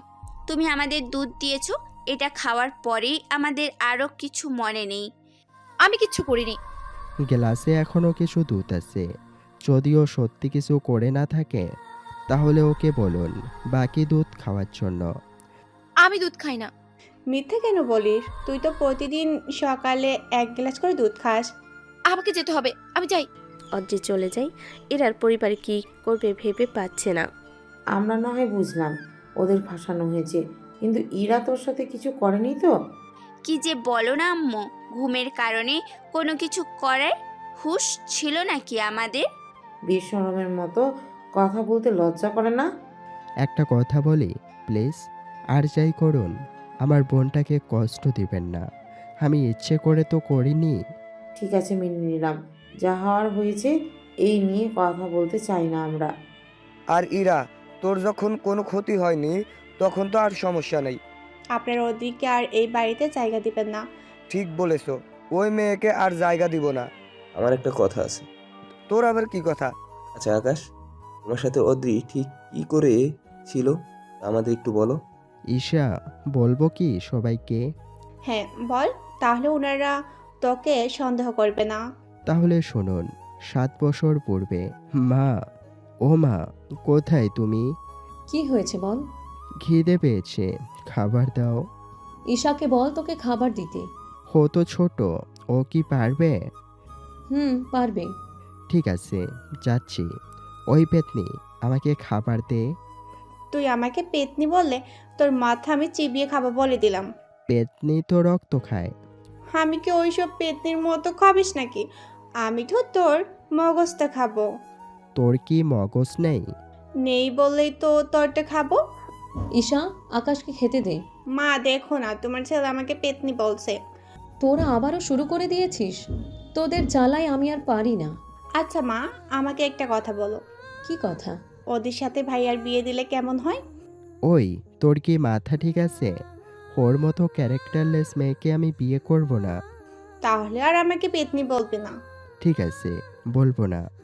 আচ্ছা শোন, অদ্রি আজকে বেড়াতে আসবে। মা, তুমি জানো না আমি ওই মেয়েকে সহ্য করতে পারি না। ও তো তোর মামাতো বোন। মামাতো বোন হলেও ওর চরিত্র তো অনেক খারাপ। ও আবার কি করেছে? এতটুকু এক মেয়ে ও, আর ও অলরেডি 4টা বয়ফ্রেন্ড চেঞ্জ করেছে। কি বলিস? যা, এভাবে বলিস না। আচ্ছা শোনো, তোমাকে আমি আগেই বলে দেই, ও যেন কোনোভাবেই আমার রুমে যেন না ঢোকে। ঠিক আছে, বলে দিব। এখন তুই বাজারে গিয়ে কিছু সবজি কিনে আন। মেহমান আসলে মানুষ মাছ মাংস আনায়, আর তুমি সবজি আনতে বলছো? তোরা দুই ভাই বোন তো মাছ মাংস ছাড়া খাস না, কিন্তু অদ্রি মাংস খায় না, ও মাছ আর সবজি খায়। এখন ওই নবাব জাতির জন্য আমাকে বাজারও করতে হবে? ভাইয়া আসার সময় আমার জন্য অবশ্যই মনে করে আইসক্রিম আর ফুচকা আনবি। তাহলে তুইও চল, বাজার নিয়ে বাইকে করে আসলে তোর জন্য এইগুলো নেওয়ার সময় পাবো না। ঠিক আছে, বল ভাইয়া। মা, আমরা গেলাম। ঠিক। বাইকে করে ওরা চলে যায়। ওরা যাওয়ার 30 মিনিট পরে অদ্রি আসে। ফুফি, কেমন আছো তুমি? এই তো ভালো, তুই কেমন আছিস? আমিও ভালো আছি। আচ্ছা ফুফি, বাসায় আকাশ আর রিরা নেই, কোথায় গেল? ওরা ভাই বোন বাজারে গেল, তুই ভিতরে যা, ওরা কিছুক্ষণের মধ্যেই চলে আসবে। ওইদিকে ঈশার আকাশ বাজারে যাচ্ছিল, তখন কিছু ছেলে আসে ঈশাকে কথা শোনাচ্ছে। তোরা জানিস না ও আমার বোন, তারপরেও কোন সাহসে তোরা ওকে এইগুলো বলছিস? ওরা ভয়ে কিছু না বলে চলে যায় ওখান থেকে। ওরা এরপর বাজার করে চলে আসে বাড়িতে। তুই ভিতরে যা, আমি বাইক ভিতরে রেখে আসছি। ঠিক আছে ভাইয়া। এরপর ওরা তিনজনে আড্ডা দিতে থাকে। তার মধ্যে অদ্রি কল আসে বারবার একটা ছেলের নাম্বার থেকে। কে কল দিচ্ছে তোকে? আরে আমার বন্ধু কল দিয়েছে। তাহলে কথা বল। না থাক, লাগবে না, আমি একটু ওয়াশরুম থেকে আসছি। আচ্ছা, তোর ইচ্ছা। অদ্রি ওয়াশরুমে যায়। সে ফাঁকে আকাশ কল রিসিভ করে। ওই ছেলের সাথে প্র্যাঙ্ক করতে থাকে। এসব মিটমিট করে হাসতে থাকে। তারপর ওই ছেলেকে রাগিয়ে কল কেটে দেয়। দেখলি তো কত বড় মিথ্যেবাদী ছিল ও। ঠিক বলেছিস ভাইয়া, কিন্তু ওর বয়ফ্রেন্ড তো অন্য একটা ছেলে ছিল। তুই কি ওই ছেলেকে চিনিস? চিনি বলতে আমাকে ছবি দেখিয়েছিল। এরই মধ্যে অদ্রি বের হয়। তারপর ওরা আবারও আড্ডা দিতে থাকে। এভাবে 2 দিন কেটে যায়। তারপর একটা ছেলে আসে আকাশদের বাড়িতে, মানে অদ্রির বয়ফ্রেন্ড আসে। অদ্রি, আমি তোমার ফুফার বাড়ির পাশে দাঁড়িয়ে আছি। তুমি এখানে কেন এসেছো? এছাড়া কি করবো বলো? আচ্ছা ওখানেই থাকো, আমি আসছি। রাতে অদ্রি বের হয়ে ওই ছেলের সাথে দেখা করে। তারপর ওরা কি করেছে তার নাই বললাম। যখন অদ্রি রুমে আসে তখন ওর গলায় দাগ দেখতে পাই। গলায় একটা কিসের দাগ? আমার গলায় দাগ আসবে কি করে? আয়নায় আগে ভালো করে দেখ। অদ্রি আয়নায় দেখে চমকে যায়। তারপর বিভিন্ন বাহানা দিতে থাকে। যদিও ঈশা অনেকটা বুঝতে পেরেছে, পরে সব কিছু আকাশকে জানায়। ছেলের পরিচয় না জানলে তো কিছু করতেও পারবো না। ভাইয়া, রাতে ওই ছেলের সাথে অদ্রি আপু অনেক কিছু করেছে। বাবা মাকে বলে তো কোনো কাজ নেই। তুই একটু বিষয়টা দেখ না ভাইয়া। পরের দিন থেকে আকাশও নজর রাখতে থাকে। এরপর কোনো কিছু পায়নি। পরে অদ্রি ওদের বাড়িতে চলে যায়। বাড়িতে যাওয়ার 3 মাস পরে আবারও আসে ঈশাদের বাড়িতে। এ কি, তুই আবারও আসলি? আমি কি আসতে পারি না? কিন্তু এত ঘন ঘন আসাটা কি ঠিক হচ্ছে? কি শুরু করলি তোরা? ঈশা কই, কি শুরু করলো? ও এত ঘন ঘন কেন আসে? দেখেছো ফুফি, তোমার ছেলে মেয়ে আমাকে তাড়িয়ে দিচ্ছে। তোরা কোনো কথা বলবি না, ওর যতদিন ইচ্ছে থাকবে। ঠিক আছে। রাতের বেলায় অদ্রি ছাদে যায়। আকাশ ঈশাদ কথা বলতে থাকে। তখন ভাইয়া, ওকে তাড়াবো কি করে? ওই সব পরে ভাবা যাবে, আগে বল অদ্রি কোথায়? ওর বয়ফ্রেন্ডের সাথে কথা বলতে ছাদে গিয়েছে। এবার আমি বুঝতে পেরেছি। কি বুঝছিস? ও এই বাড়িতে আসে মূলত ওর বয়ফ্রেন্ডের সাথে দেখা আর কথা বলার জন্য। আমারও তাই মনে হয় ভাইয়া। এখানে আসতে কথা বলতে থাকে মোবাইলে, কিন্তু ওখানে ওর বয়ফ্রেন্ড কে হতে পারে বলতো? জানলে তো ওকে আরও আগে একটা শিক্ষা দিয়ে যেতাম। কিন্তু এখন কি করবি? হো তো ছাদে, চল আমরাও যাই। ঠিক আছে, চল ভাইয়া। ওরা ছাদে আসার জন্য আসে, কিন্তু দরজার ভিতর থেকে বন্ধ আছে। ভাইয়া দরজা তো বন্ধ। কিন্তু ছাদে ও কার সাথে কথা বলছে? ভাইয়া আমার মনে হয় ওর বয়ফ্রেন্ড ছাদে এনেছে। কি, ওর এত বড় সাহস? ও আমাদের বাড়িতে ছেলে নিয়ে এসে এইসব করে বেড়াচ্ছে। ভাইয়া আমি বরং বাবা মাকে নিয়ে আসি। এমনটা করা যাবে না। কেন ভাইয়া? বাবা মা, আসলে ওর বয়ফ্রেন্ড তো যেখান দিয়ে উঠেছে সেখান দিয়ে চলে যাবে, পরেও বাহানা দিয়ে দিবে। তাহলে এখন উপায় কি ভাইয়া? আমি আগে ছাদে ওঠার চেষ্টা করি, তারপর ওদের হাতে নাতে ধরবো। এরপর তুই বাবা মাকে নিয়ে আসবি, তাহলে মাও বুঝতে পারবে ও মূলত ওর বয়ফ্রেন্ডের সাথে দেখা করার জন্যই আমাদের বাড়িতে আসে। কিন্তু ভাইয়া তুই যাবে কি করে? যদি ওই ছেলে যেতে পারে তাহলে আমি কেন পারবো না? তুই এখানেই থাকবি, ওরা কি করে না করে এই সব কিছু তুই শুনতে থাক। ভাইয়া ছেলেটা তো অদ্রিককে জামা খুলতে বলছে। তোকে আর শুনতে হবে না। না আমি শুনবো, তাছাড়া আমি তো অদ্রির মতো খারাপ না যে এইসব শুনে আমি ওর মতো করব। আচ্ছা তুই থাক তাহলে, আমি দেখি ছাদে যাওয়ার ব্যবস্থা করি। ঈশাকে ওখানে রেখে আকাশ ছাদে যাওয়ার জন্য জায়গা খুঁজতে থাকে। তখনই আকাশ দেখতে পায় বাসার সাথেই ইট রাখা, আর ইটের উপর দাঁড়ালে 3-4 ফুট দূরত্ব ছাদ। ও, তাহলে এখান থেকে ছাদে যাওয়া হচ্ছে। এবার ওই রাস্তা দিয়ে আকাশও উপরে উঠে ওদের এরকম খারাপ অবস্থায় দেখতে পারবে তা আকাশ নিজেও কল্পনা করেনি। আকাশ, তুই ছাদে উঠলি কি করে? যেভাবে তোর বয়ফ্রেন্ড উঠেছে সেভাবে আমিও উঠেছি। অদ্রি, এটাই কি তোমার ফুফাতো ভাই? তার আগে এটা বল, তুই আমাদের বাড়িতে কোন সাহসে এলি? যাও আসলি, তাও এইসব করছিলি? প্লিজ ভাই, কাউকে কিছু বলবেন না। তোর ঠিকানা বল।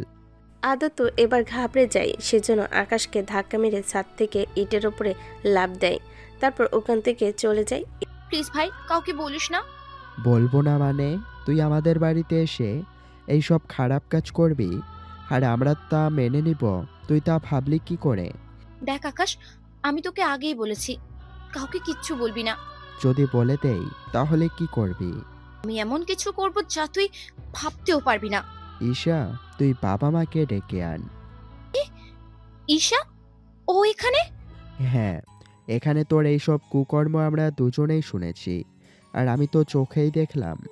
ভেবেছিলাম ঈশাকেও দেখাবো তোর এই কুকর্ম, কিন্তু ওকে দেখানো ঠিক হবে না, তাই আমি আর ওকে ভিতরে আনিনি। ঈশাও চলে যায়। তবে আদ্রি একটা খেলা খেলে। যখন শুনতে পায় দরজা খোলার শব্দ, তখনই আকাশকে জড়িয়ে ধরে ছাদে শুয়ে পড়ে। এরকম কিছু অদ্রি করবে তা আকাশ বুঝতে পারেনি। আকাশের বাবা মা এমন কিছু দেখবে বুঝতে পারেনি। বাবা এসে আকাশকে থাপ্পড় মারে কয়েকটা, আর অদ্রি ওর ফুপুকে জড়িয়ে ধরে কান্না করতে থাকে। তোকে আমি এই শিক্ষা দিয়েছি? বাবা, বিশ্বাস করো আমি কোনো কিছুই করিনি। এইসব কিছু নিজের চোখে দেখার পরেও বলছিস বিশ্বাস করতে? আকাশ, তুই তোর মামাতো বোনের সাথে কিভাবে পারলি এরকমটা করতে? তোমার ভাই আর ভাবিদের কল দাও। ওনাদের কেন কল দিতে হবে? আমি আকাশ আর আদ্রির বিয়ে দিব। আমি তো অদ্রির মতো নষ্ট মেয়েকে বিয়ে কখনোই করব না। বিয়ে তোকে করতেই হবে। বাবা এখানে ভাইয়ার তো কোনো দোষ নেই। কার দোষ নেই আর কার দোষ আছে সে সবকিছু তো আমি নিজের চোখেই দেখতে পেরেছি। বাবা আমি নিজেই সবকিছু শুনেছি। তুই চুপ থাক। তুই দাঁড়িয়ে আছো কেন? আদ্রিকে ভিতরে নিয়ে যাও, গোসল করতে বলো, আর তোমার ভাই ভাবিদের আসতে বলো। ওদের বিয়ে আমি সকালেই দিব। আমি তোমাকে আগেই বলেছি আমি কখনো অদ্রিকে বিয়ে করব না। আদ্রির সাথে এইসব করার আগে কি তোর মনে ছিল না? এখন তোর রুমে যা, আমি সকালে তোর বিয়ে দিব। একে একে সবাই রুমে চলে আসে। আকাশ তো ভাবতে পায়নি অদ্রিওকে এভাবে ফাঁসিয়ে দিবে। ভাইয়া এখন কি করবে? তুই বল, ওর মতো মেয়েকে বিয়ে করে নিজের জীবনটা কি নষ্ট করব নাকি? ভাই আমি বলি কি তুই বরং পালিয়ে যা। পালিয়ে গেলে কি সমস্যার সমাধান হয়ে যাবে? সমস্যার সমাধান তো হবে না, কিন্তু ওদিকে বিয়ে তো আর করতে হবে না। কিন্তু আমি পালিয়ে গেলে বাবা মা আমাকে কখনো এই বাড়িতে আসতে দিবে না।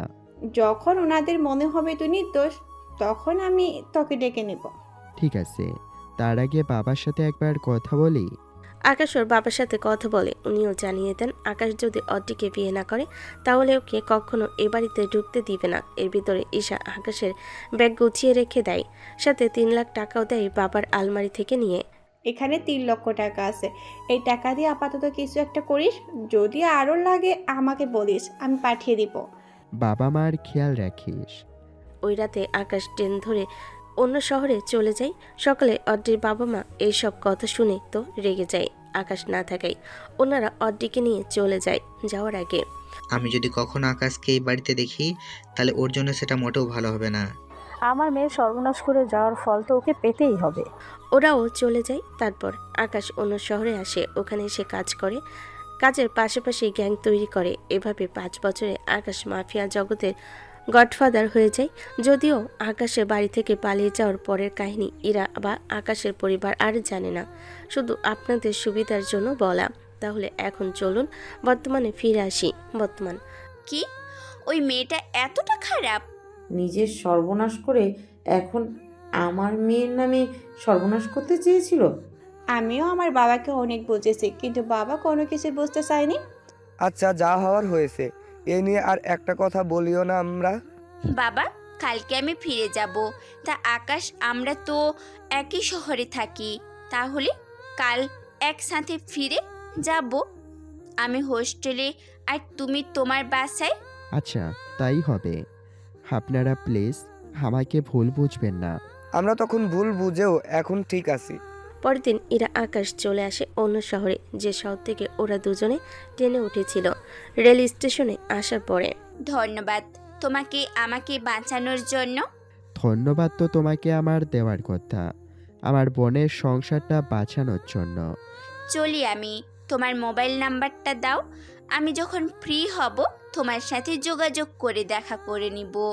এরপর নম্বর নিয়ে ওরা আলাদা ট্যাক্সি করে চলে যায়। তবে ওদের দুজনের দূরত্ব 5 কিলোমিটার, কিন্তু যা ওরা নিজেরাও জানে না। আপাতত ওদের পরিবারের কাহিনী অফ রেখে ইরা আর আকাশকে কিভাবে মিল করা যায় আর সেই সাথে আকাশের মাফিয়ার কাহিনী দেখি কতটুকু হয়। পরের দিন চলে আসে আকাশ ওর আস্থানায়। অনেকদিন পরে আপনাকে দেখতে পেলাম। আচ্ছা, এই দিকের কি খবর? আর তোমাদের খাওয়ায় কোনো অসুবিধা হয়নি তো? অসুবিধা বলতে তেমন কিছু হয়নি, বাকি দিকে সব ঠিক আছে। তবে একটা কথা আপনাকে বলতে চাই। কি কথা বলো? কিছু মাফিয়ার লোক আপনার সাথে মিটিং করতে চাই। তাহলে একটা কাজ করো, আমরা সব সময় যেখানে মিটিং করি তাদের ওখানে আসার জন্য বলো। মিটিংয়ে আসার রুলস জানিয়ে দিও ওদের। ঠিক আছে ভাই, জানিয়ে দেব। তবে ভাই, মন্ত্রী একটা সেলের খোঁজ নেওয়ার জন্য পুলিশের সহায়তা নেই। কোন ছেলে? কি করছে সেই ছেলে? আসলে আপনি যে ছেলেদের মেরেছেন তারা আসলে মন্ত্রীর লোক ছিল। ব্যাপারটা জানার পরে পুলিশ ওখানকার সিসিটিভি থেকে আপনার ছবি নেয়। পরে আমি ব্যাপারটা জানতে পেরে দেখি ওটা আপনি ছিলেন। আগে চলো মন্ত্রীর সাথে দেখা করে আসি। ঠিক আছে ভাই, চলুন। চলে আসে মন্ত্রীর বাড়িতে। সে তো আকাশকে দেখে চিনে ফেলে। তুই ওই দিন আমার লোকদের মেরেছিস? হ্যাঁ, মেরেছি। তোর তো ভাগ্য ভালো যে তোকে মারিনি। তুই আমার বাড়িতে এসে আমাকে এই কথা বলার সাহস পেলি কোথায়? সাহস আমার বরাবরই বেশি। যাই হোক, তোর লোকজনকে বলে দিবি যেখানে সেখানে মানুষের ক্ষতি যেন না করে।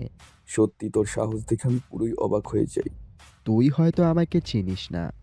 অভ্র ভাই বলছে বলে আমি তোকে কোনো কিছুই বলছি না, নয়তো এতক্ষণে আমি তোর লাশ ফেলে দিতাম।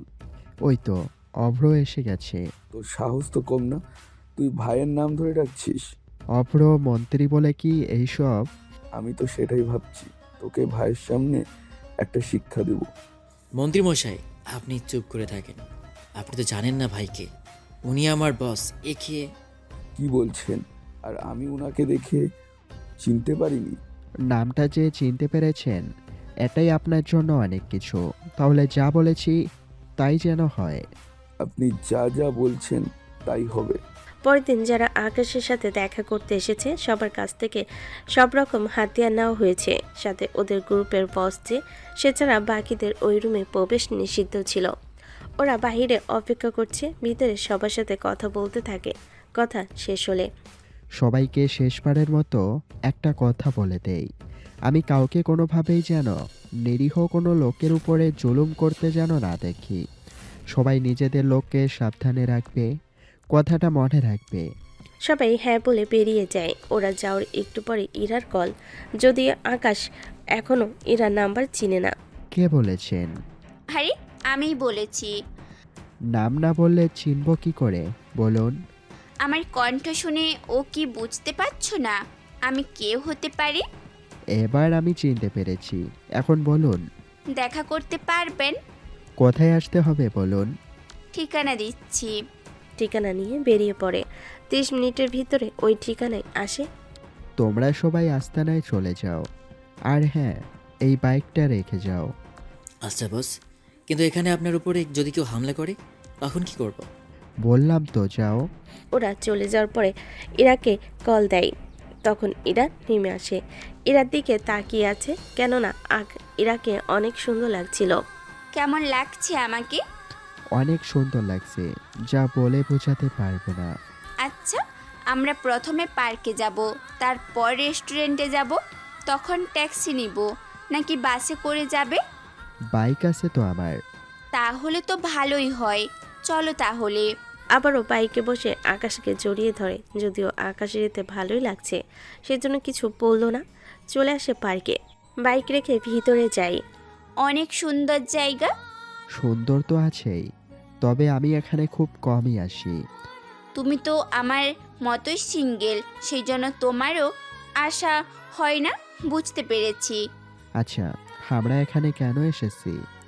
প্রেম করতে এসেছি। এইসব কি বলছেন? কেন, আমাকে কি পছন্দ না? তোমাকে যে কেউ পছন্দ করবে? তাহলে প্রেম করতে অসুবিধে কোথায়? অনেক অসুবিধা, যা বলে শেষ করা যাবে না। আগে আমাকে বলতে হবে, যদি আমার মনে হয় তোমার বলার কারণগুলো যুক্তিসঙ্গত, তাহলে আমি ভেবে দেখব। প্রথমত, তুমি আমার ছোট বোনের ননদ, তার উপর তোমার সাথে প্রেম করা মানে আমার বোনের সংসার নষ্ট করা। এই কারণটাই মোটামুটি লজিক আছে, এর বাইরে আর কি কি আছে শুনি। এমনিতেই তোমাদের সাথে আমার আত্মীয় সম্পর্ক, তার উপর বাবা যদি জানে তোমার সাথে আমি রিলেশন করি, তাহলে আমাকে তো বাড়িতেই উঠতে দিবে না। আচ্ছা, এমনটা তো হতে পারে, আমি তোমাদের বাড়িতে উঠলে তোমার বাবা তোমার দোষ মাফ করে দিবে। সেটা কখনো করবে না। তাছাড়া বড় কথা হলো, আমি চাই না আমাদের সম্পর্ক নিয়ে আমার বোনের কোনো অশান্তি হোক। তার মানে তুমি আমার বোনের কথা চিন্তা করো, আমাকে বিয়ে করবে না, তাই তো? 100% ঠিক কথা। তাহলে তো সব ঠিকই আছে। আমিও সেটাই বলছি। কিন্তু আমার কি হবে? তোমার কি হবে মানে? একে তুমি তো আমার পুরো শরীর দেখে নিলে, দ্বিতীয় তুমি আমার সাথে রাত কাটিয়েছো, তাও আমাকে জড়িয়ে ধরে। এখন বলো, এই কথাটা যদি জানাজানি হয়, তাহলে কি আমাদের অন্য কেউ বিয়ে করবে বলো? আসলে হতো, কিন্তু তাও আমার কিছু করার নেই। আচ্ছা চলো, কিছু কাপল ছবি তুলি আমরা। কাপল ছবি কেন? যা বলেছি তাই করো। যদি না করি? তাহলে আমি বাড়িতে কল দিব, তারপর তোমার বোনের উপরে কি যে অত্যাচার হবে তা তুমি ভাবতেও পারবে না। আমার বোনকে কিছু করবেন না, আমি রাজি ছবি তোলার জন্য। এই তো, গুড বয়। ওরা ছবি তুলে নেয়। সন্ধ্যার দিকে ইরাকে হোস্টেলের সামনে নামিয়ে দিয়ে আকাশ চলে যায়। এরা রাতের বেলায় ওর পরিবারের সাথে পুরো ব্যাপারটা আলোচনা করে। এখন বলো, তোমাদের রায় কি? আগে ঈশা কি বলে তা শুনি। ভাবি, তাড়াতাড়ি করে বলো। আমি কি বলবো, তোমার মা বাবা ভাইয়ের যদি কোনো আপত্তি না থাকে, তাহলে আমারও কোনো আপত্তি নেই। তাহলে বাবা মা ভাই তোমাদের কোনো আপত্তি নেই তো? যখন তোর ইচ্ছে তখন আমাদেরও কোনো আপত্তি নেই। ইরা, যদি তুই আকাশকে বিয়ে করলে খুশি হবি, তাহলে আমরা আর আপত্তি করব না। ভাবি, তাহলে আমি তোমার ভাবি হচ্ছি, তাই তো? হোম হচ্ছেও, আমি তাহলে আকাশকে বলে দিই, তাহলে আর ও আমাকে নিয়ে টেনশন করে তোমাকে না করবে না। এটা মোটেও করা যাবে না, আমি ওকে আমার ভয় দেখিয়ে ঠিকই রাজি করিয়ে নিব। আমার মনে হয় না তুমি তা পারবে। ভাবি, আকাশ তোমাকে সুখী রাখার জন্য দেখবে, আমার প্রস্তাবে ঠিকই রাজি হবে। কিন্তু জোর করে কি কারো মন পাওয়া যায় বলো? আকাশ তো আমাকে পছন্দ করে, কিন্তু ও ভাবছে যদি আমরা রিলেশন বা বিয়ে করি তাহলে এটা জানাজানি হলে আমার পরিবার তোমার উপরে অত্যাচার করবে, তোমার সংসার ভেঙে যাবে, সেই জন্য ও রাজি হচ্ছে না। তার মানে তুমি ওকে ভয় দেখিয়ে তাহলে সব করবে? হ্যাঁ, যখন তোমরা সবাই রাজি আছো তখন আমারও কোনো চিন্তা নেই, তবে আকাশ যেন কোনো কিছু না জানে। ঠিক আছে, জানবে না। পরিবার থেকে পুরোপুরি সবটা শিওর হয়ে যায়। ইরা ও এখন অনেক খুশি। পরের দিন সকালে আস্থা নিয়ে আসে তখন। ভাই আপনার সাথে আমার কিছু কথা ছিল। কি কথা? তুমি তো গতকাল মিটিংয়ে এসেও ছিলে। জি ভাই, আমি আপনার হয়ে কাজ করব বলে একটা লোক আমাকে হুমকি দিল রাতের বেলায়। কার এত বড় সাহস হলো যে আমার লোককে হুমকি দেয়? ইকবাল নামের একটা লোক। অভ্র? অভ্র? জি ভাই বলুন। ইকবাল নামের কাউকে চেনো? ভাই ওই দিন ইকবালই হামলা করেছিল। একটা কাজ করো, ওর আস্তানা কোথায় তা কি জানো? জি ভাই, আমি চিনি। অভ্র, লোক রেডি করো। আর জীবন, তুমিও সাথে যাবে আমাদের। কিন্তু আমরা যাব কোথায় ভাই? ইকবালের আস্তানার সাথে সাথে ওকেও শেষ করে দেওয়ার জন্য যাব। জি ভাই, চলুন। 3 জন লোক নিয়ে বেরিয়ে পড়ে। সবার কাছে অস্ত্রের সাথে 2-3টা রকেটও নেয়। ইকবালকে আগে বাঁচিয়ে রেখো। আমি শিওর ওর সাথে আরও অনেক লোক আছে, ওদের নামটাও তো জানতে হবে আমাদের। ঠিক আছে বস, তাহলে ওকে আহত করেই সব কথা বের করব। ওটাই করতে হবে। 1 ঘন্টার ভিতরে চলে আসে ইকবালের আস্তানায়। আমাদের কিন্তু সাবধানে যেতে হবে। অভ্র, রকেট দিয়ে পুরো জায়গায় আগে ধ্বংস করে দাও। কিন্তু ভাই, এতে যদি ইকবাল মারা যায়? ভাড়া গেলে যাবে, যা হওয়ার তা পরে দেখা যাবে। পুরো জায়গায় রকেট মেরে অনেক কিছু ধ্বংস করে দেয়। এরপর শুরু হলো হামলা। এভাবে 30 মিনিটের মধ্যে ইকবালকে আকাশ মেরে ফেলে। ভাই ওকে কি এখানে সব কিছু করবেন নাকি সাথে নিয়ে যাবেন? সাথে করে নিয়ে চলো, পুরো জায়গা পুরোপুরি ধ্বংস করে দাও। জীবন, কাজটা তাহলে তুমি করে নাও। ঠিক আছে ভাই। জীবন তো পুরো জায়গা ধ্বংস করে দেয়। ওইদিকে ইকবালকে নিয়ে আকাশ ওর আস্থানে আসে। একটা কাজ করো, আগে ওকে কিছুটা সুস্থ করে নেওয়া যাক, তাহলে ওর থেকে কথা বের করতে সুবিধা হবে। তখনও যদি কোনো কিছু না বলে? তখন পুরোপুরি মেরে ফেলবো। ঠিক আছে ভাই। এদিকে ইকবালের চিকিৎসা করতে থাকে, অন্যদিকে আকাশ পুরোপুরি ইরার কথা ভুলে যায়। অবশ্য ইরার ঠিকই মনে আছে, কিন্তু ওর পরীক্ষা 5 দিন পরে, সেজন্য আকাশের সাথে দেখা করে নিয়েছে। এভাবে 3 দিন পার হয়। ইরা আবারও আকাশকে কল দেয়। 3 দিন ধরে কোনো কল বা মেসেজ করো না কেন শুনি? অনেক ব্যস্ত ছিলাম তো তাই। মিথ্যে বলবে না একদম আমাকে। ঠিক আছে, এখন থেকে পড়তে দিন, কল দিব রাতে। এবার খুশি? অনেক খুশি। আচ্ছা শোনো, রাতে বাইরে কম থাকবে, কেননা খবরে এসেছে চারিদিকে মাফিয়ার লোকেরা যে যাকে পাচ্ছে মারছে। ঠিক আছে, আমি বাহিরে কম যাব, কিন্তু তোমাকেও তো বাহিরে যেতে হবে ভার্সিটিতে পরীক্ষার জন্য। আরে আমার তো ভার্সিটির সাথেই হোস্টেল। ও, আমি তো ভুলেই গিয়েছিলাম। আচ্ছা, আমি এখন ব্যস্ত, তুমিও পড়ো। ঠিক আছে উম্মা। কল কেটে দিয়ে আকাশ ইকবালের কাছে আসে। এবার সব সত্যি বলো। আমার উপরে আর একজন বস আছে, তার উপরে আর একজন। তাহলে আরো 2 জনকে মারতে হবে আমাকে? এত সহজ না ওদের মারা। ওদের নাম আর ঠিকানা বল। ওইগুলো আমি জানি না। জানিস না মানে? মানে আমি ওদের নাম জানি না, ওনারা কোথায় থাকে তাও আমি জানি না। তাহলে কিভাবে কি? ওরাই আমার আস্তানায় আসে দেখা করার জন্য। আমার কি কাজ সেগুলো ওরাই আমাকে বলে। আমি তো শুধু ওদের বলা কথায় কাজ করতে রাজি হয়ে যাই। ও আচ্ছা, তাই বল। তা তোর সাথে তো ওদের ছবিও থাকার কথা, ছবিগুলো দেখা। সব তো ধ্বংস হয়ে গিয়েছে আপনার রকেটের আঘাতে। ওরা তো জেনেও গিয়েছে আমার উপরে হামলার কথাটা। আচ্ছা, তাহলে ওরা তোকে বাঁচানোর জন্য আমার উপরে হামলা করবে? হ্যাঁ করবে, ওরা আমাকে এখান থেকে বাঁচিয়ে নেবে। বুঝতে পেরেছি। অভ্র, একে মেরে ফেল। ওকে মেরে ফেললে বাকি 2 জন খোঁজ।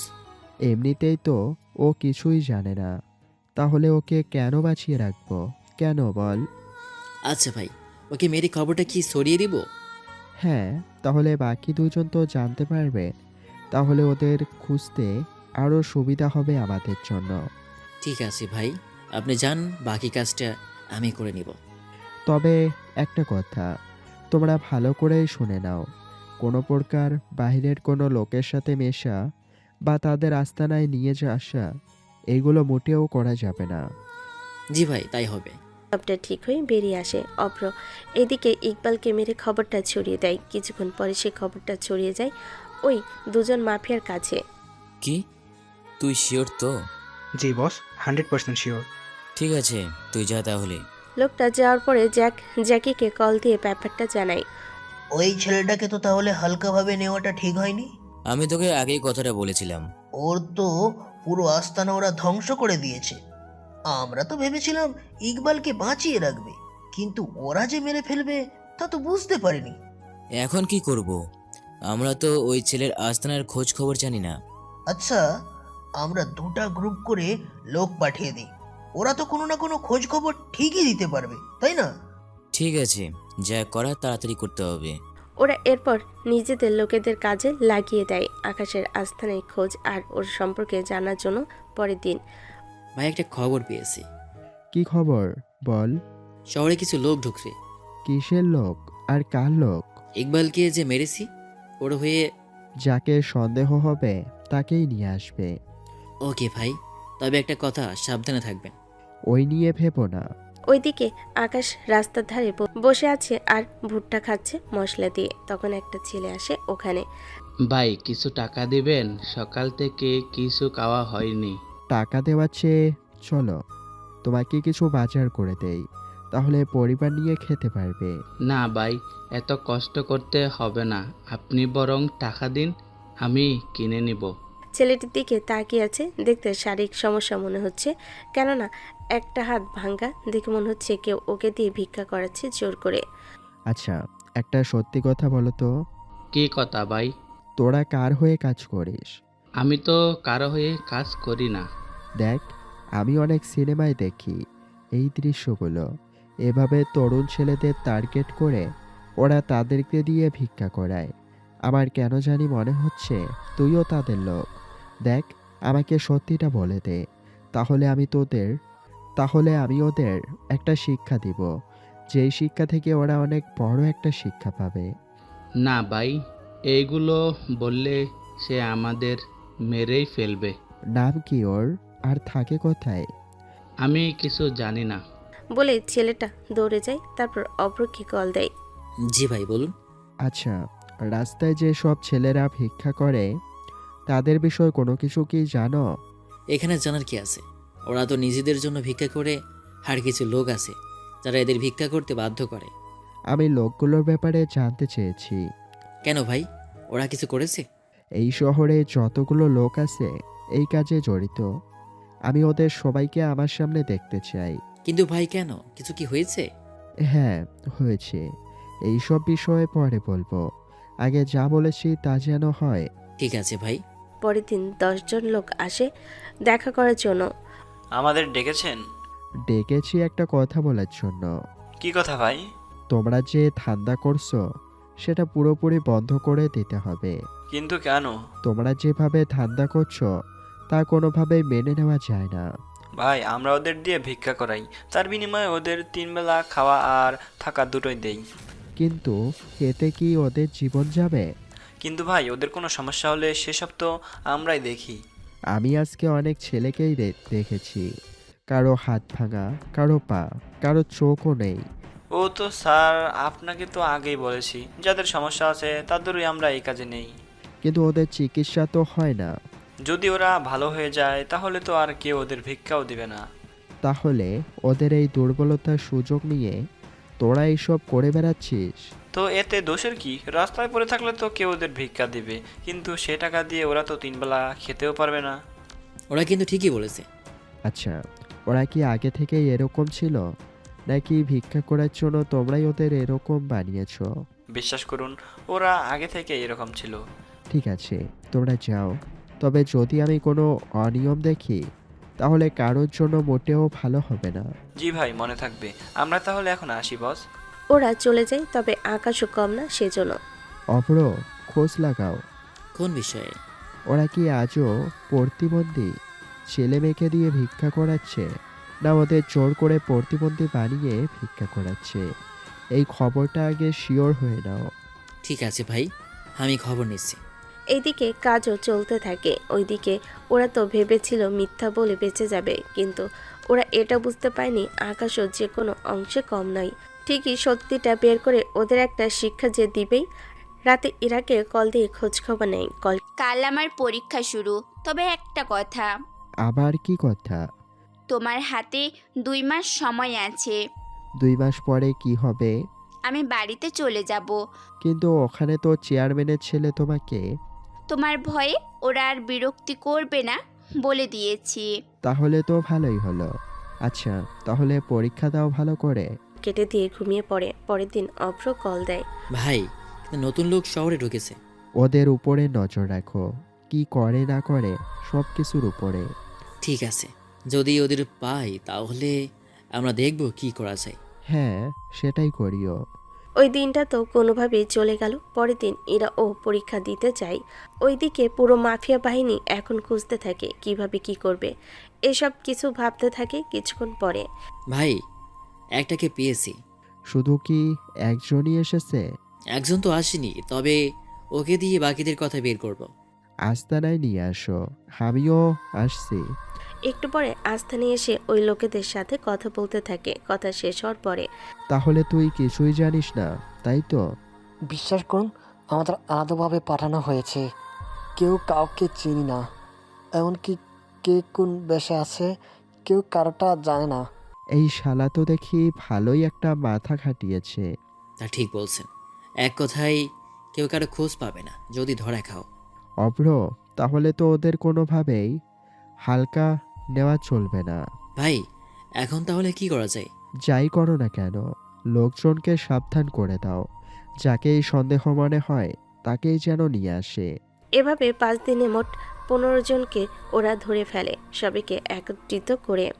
দেখ, তোদের কেন ধরে এনেছি, আশা করি তোরা তা বুঝে গিয়েছিস।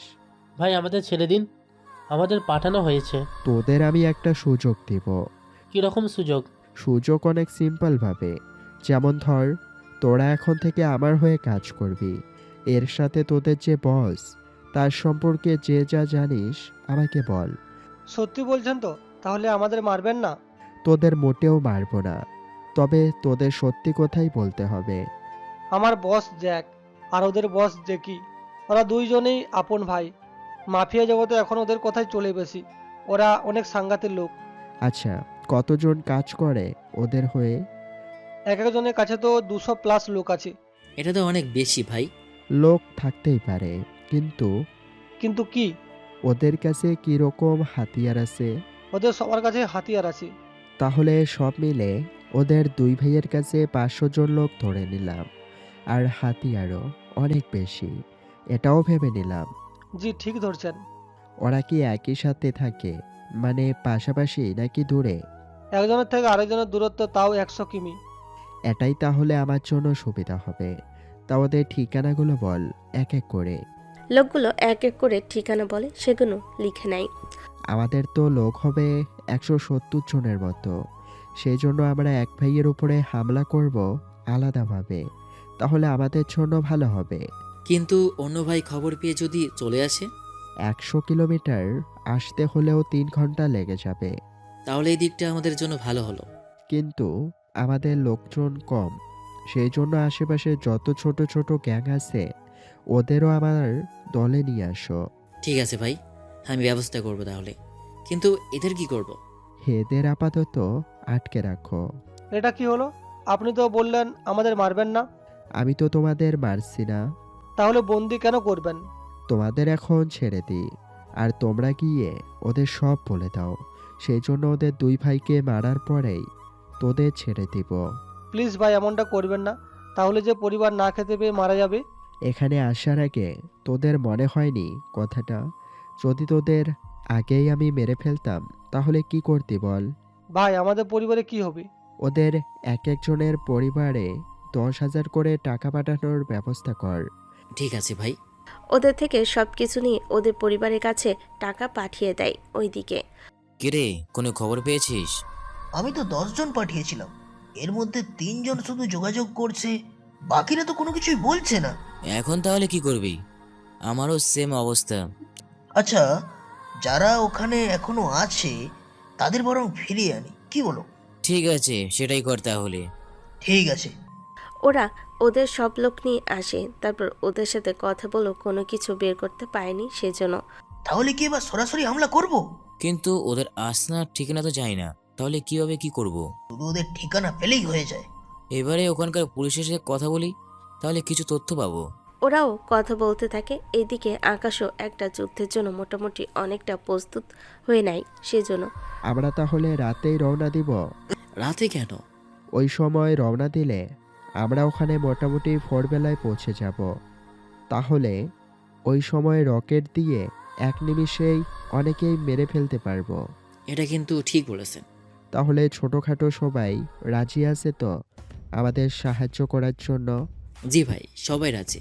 পরের রাতে ওরা সব কিছু ভালো করে চেক করে তারপর বেরিয়ে পড়ে। কিছু ঘন্টার মধ্যে চলে আসে ওদের আস্তানার কাছেই।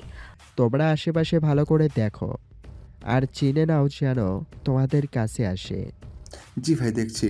ওরা পুরো জায়গার আশপাশে দেখতে থাকে। পুরোটা দেখার পরে ফোরের একটু আলো হোক, তারপর দেখে দেখে সবগুলোতে অ্যাটাক করব। 1 ঘন্টার ভিতরে সব ধরনের হাতিয়ার নিয়ে প্রস্তুত। ভোরের আলোতে সবকিছু অনেক ভালোভাবে এখন দেখা যাচ্ছে। এখানে তো 10টা ঘর। একই সাথে 10টা ঘরেই রকেট ফেলবো। ঠিক আছে ভাই। একসাথে রকেট মারে, এতে 10টা ঘর ধ্বংস হয়ে যায়, তবে অনেকে বেঁচে যায়, অনেকে বাইরে ছিল অন্য সব কাজে। সেজন্য ওরাও এবার পাল্টা আক্রমণ করতে থাকে। এক কথায় 20টা রকেট ওরা ওখানে শেষ করে ফেলে। জ্যাকের অনেক লোকই মারা যায়। 20 জনের মতো বেঁচে আছে, যার অনেকেই তো পালিয়ে গেছে। জ্যাকও পালাতে যাবে, ওকে ধরে ফেলে। এত তাড়াতাড়ি করে কোথায় পালাচ্ছিস? কি তুই? যাকে মারার জন্য তার সম্পর্কে খোঁজ খবর নেওয়ার জন্য লোক পাঠিয়েছি। আমি সেই ব্যক্তি। তুই এখানে ঠিকানা পেলি কি করে? তোর লোকেদের থেকে জেনেছি। যাই হোক, তোকে কি করব বল? ভাই, ওর পুরো শরীরে বোমা দিয়ে বেঁধে ওকে ব্লাস্ট করে দিই। তাহলে আর দেরি কেন?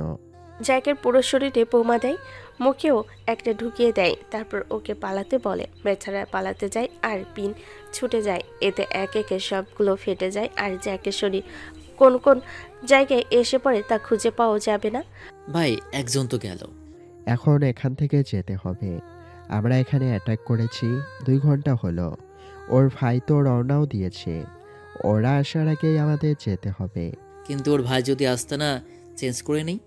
ওইসব পরে ভাবা যাবে। এখন তাড়াতাড়ি চল এখান থেকে। ওরা পুরো জায়গায় আরো ভালো করে ধ্বংস করে চলে যায়। 1 ঘন্টা পরে জ্যাকি এসে এরকম কিছু দেখতে পারবে তা ভাবিনি। আমার ভাইয়ের মৃত্যুর প্রতিশোধ তো আমি নিবই। ওরা যদি এরপর আমাদের উপর হামলা করে? এত সাহস ওরা পাবে কি করে? যদি আপনার ভাইয়ের উপরে হামলা করতে পারে, তাহলে আপনার উপরেও হামলা করতে পারবে। কথা তো ঠিকই বলেছিস। চল, তাহলে আমাদের আস্তানার পরিবর্তে ওরা আক্রমণ করার আগে আমাদের কিছু একটা তো করতেই হবে। ওরাও চলে যায়। আকাশও সব লোকেদের নিয়ে চলে আসে আস্তানায়। আমাদের তো অনেক লোকই মারা গেছে। যারা মারা গেছে তাদের পরিবারের টাকা পাঠানোর ব্যবস্থা করো। কিন্তু একটা সমস্যা আছে। কি সমস্যা? বর্তমানে আমাদের কাছে 4 থেকে 5 কোটি টাকা শুধু আছে। যদি সেখান থেকে আমরা এদের পরিবারকে টাকা দেই, তাহলে কিন্তু আমরা কোনোভাবে আর বোমা কিনতে পারবো না। এখন তাহলে কি করব? আমি নিজেও বুঝতে পারছি না কি করব। আচ্ছা, আমাদের এই রাজ্যে কালো টাকা কার কাছে আছে?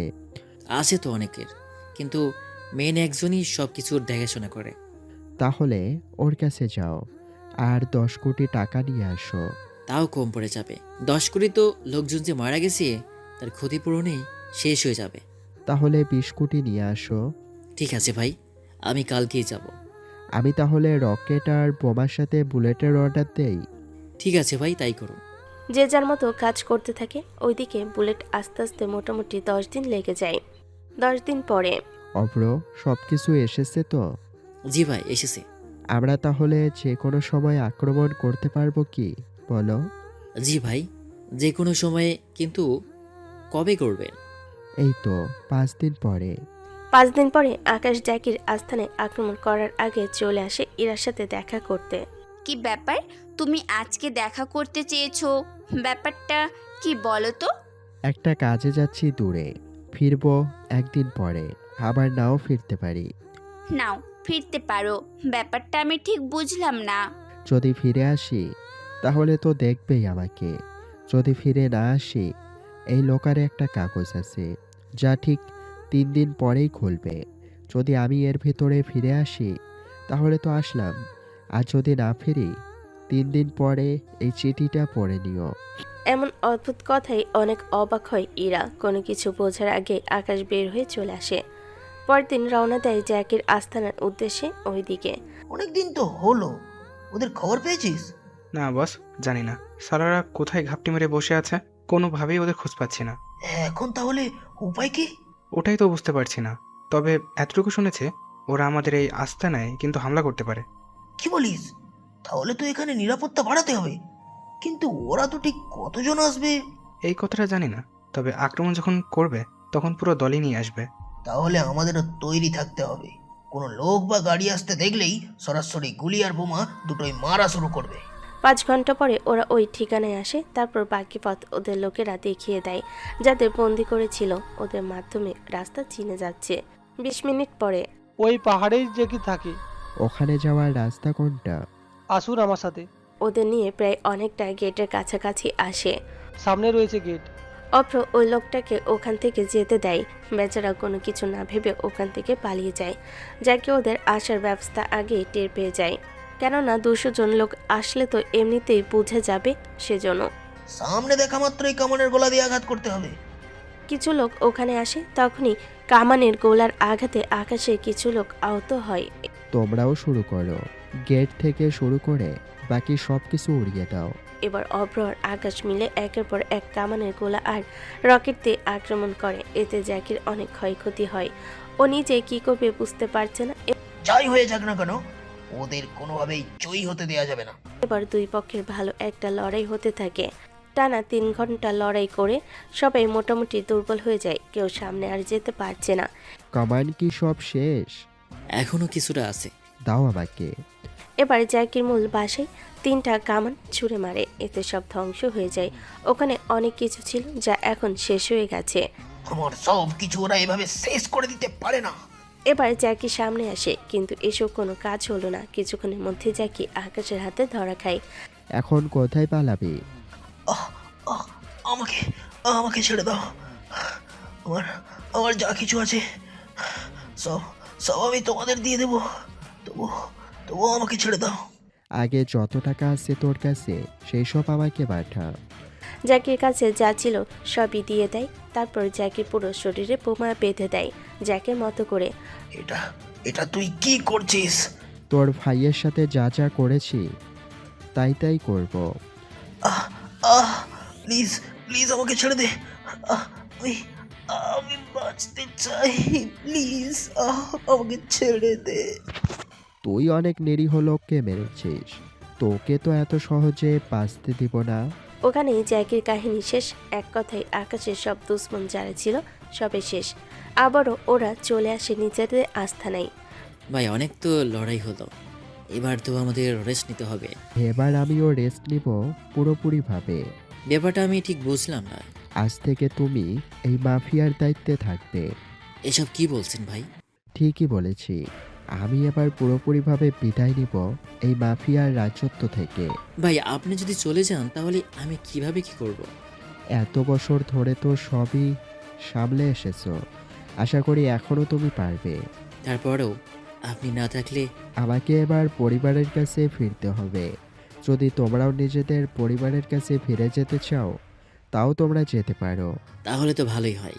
আমরা সবাই মাফিয়ার এই রাজত্ব ছেড়ে দিয়ে এখন থেকে সাধারণ জীবন যাপন করব। তাহলে এখানে 15 কোটি টাকা আছে, সবাইকে 7 লাখ করে দিয়ে দাও। তাহলে আজকে থেকে তোমরা সবাই সাধারণভাবে জীবনযাপন করবে, কেউ কোনো রকম আর অপরাধ করবে না। সত্যি ভাই, আপনি সারা জীবন আমাদের মনে গডফাদার হয়ে থাকবেন। ওই দিন সবাইকে সবকিছু বুঝিয়ে দিয়ে আকাশ ও মাফিয়ার জগৎ থেকে বিদায় নেয়। এদিকে এরা বুঝতে পারছে না কি করবে, কেননা দুদিন হয়ে গেল। পরের দিন এরা লকার খুলে কাগজটা পড়ে, পুরোটা পড়ে তো ইরা কেঁদে দেয়। সামনে তাকিয়ে দেখে আকাশ দাঁড়িয়ে আছে, ওকে দেখে জড়িয়ে ধরে কান্না করে বেশি করে। আমি কত মাস ধরে গিয়েছিলাম? আরে আমি তো ফিরে এসেছি। তুমি যে মাফিয়া জগতে গুড ফাদার তা কি কেউ জানে? কেউ জানে না, তবে আমি সব কিছু শেষ করে এসেছি। আজকের পর থেকে আমি সাধারণ মানুষের মতো চলাচল করব। সেই জন্য আজকে বাড়িতে ফিরে যাব। তোমার বাবা তো তোমাকে নিষেধ করেছে। হ্যাঁ, অদ্রি সব কিছু স্বীকার করেছে। সেই জন্য বাবা তার ভুল বুঝতে পেরেছে, সেই জন্য আমাকে আসতে বলেছে। এটা তো খুশির খবর। তবে আর 3টা দিন অপেক্ষা করো, দুজনে একসাথে ফিরবো। 3 দিন পরে ওরা একসাথে ওদের শহরে আসে। ইরা ওদের বাড়িতে আর আকাশ ওর বাড়িতে। বাড়ির সবাই খুশি। আকাশ আমাকে ক্ষমা করে দে, আমি তোকে অনেকটা কষ্ট দিয়েছি। এভাবে বলো না বাবা, তুমি যে নিজের ভুল বুঝতে পেরেছো এটাই অনেক। এইদিকে ইরাও বাসায় ফেরে, ওকে নিয়ে বাসায় সবাই অনেক খুশি। পরের দিন আকাশের পরিবার ইরাদের বাড়িতে আসে। ঈশা আকাশ গল্প করতে থাকে, তখন পরিবারের সবাই একসাথে বসে আছে। আকাশ এই নে বিয়ের রিং। রিং দিয়ে আমি কি করব? আজকে তোর বিয়ে। গতকাল এসেছি আর আজকেই বিয়ে? আমার সাথে কি মজা করছো? কোনো মজা হচ্ছে না, তোর সাথে ইরার আজকে বিয়ে হবে। কি বলো, তোমরা রাজি? আমরা রাজি। 1 মাস আগেই ওনারা তোর আর ইরার বিয়ের ব্যাপারে বলে।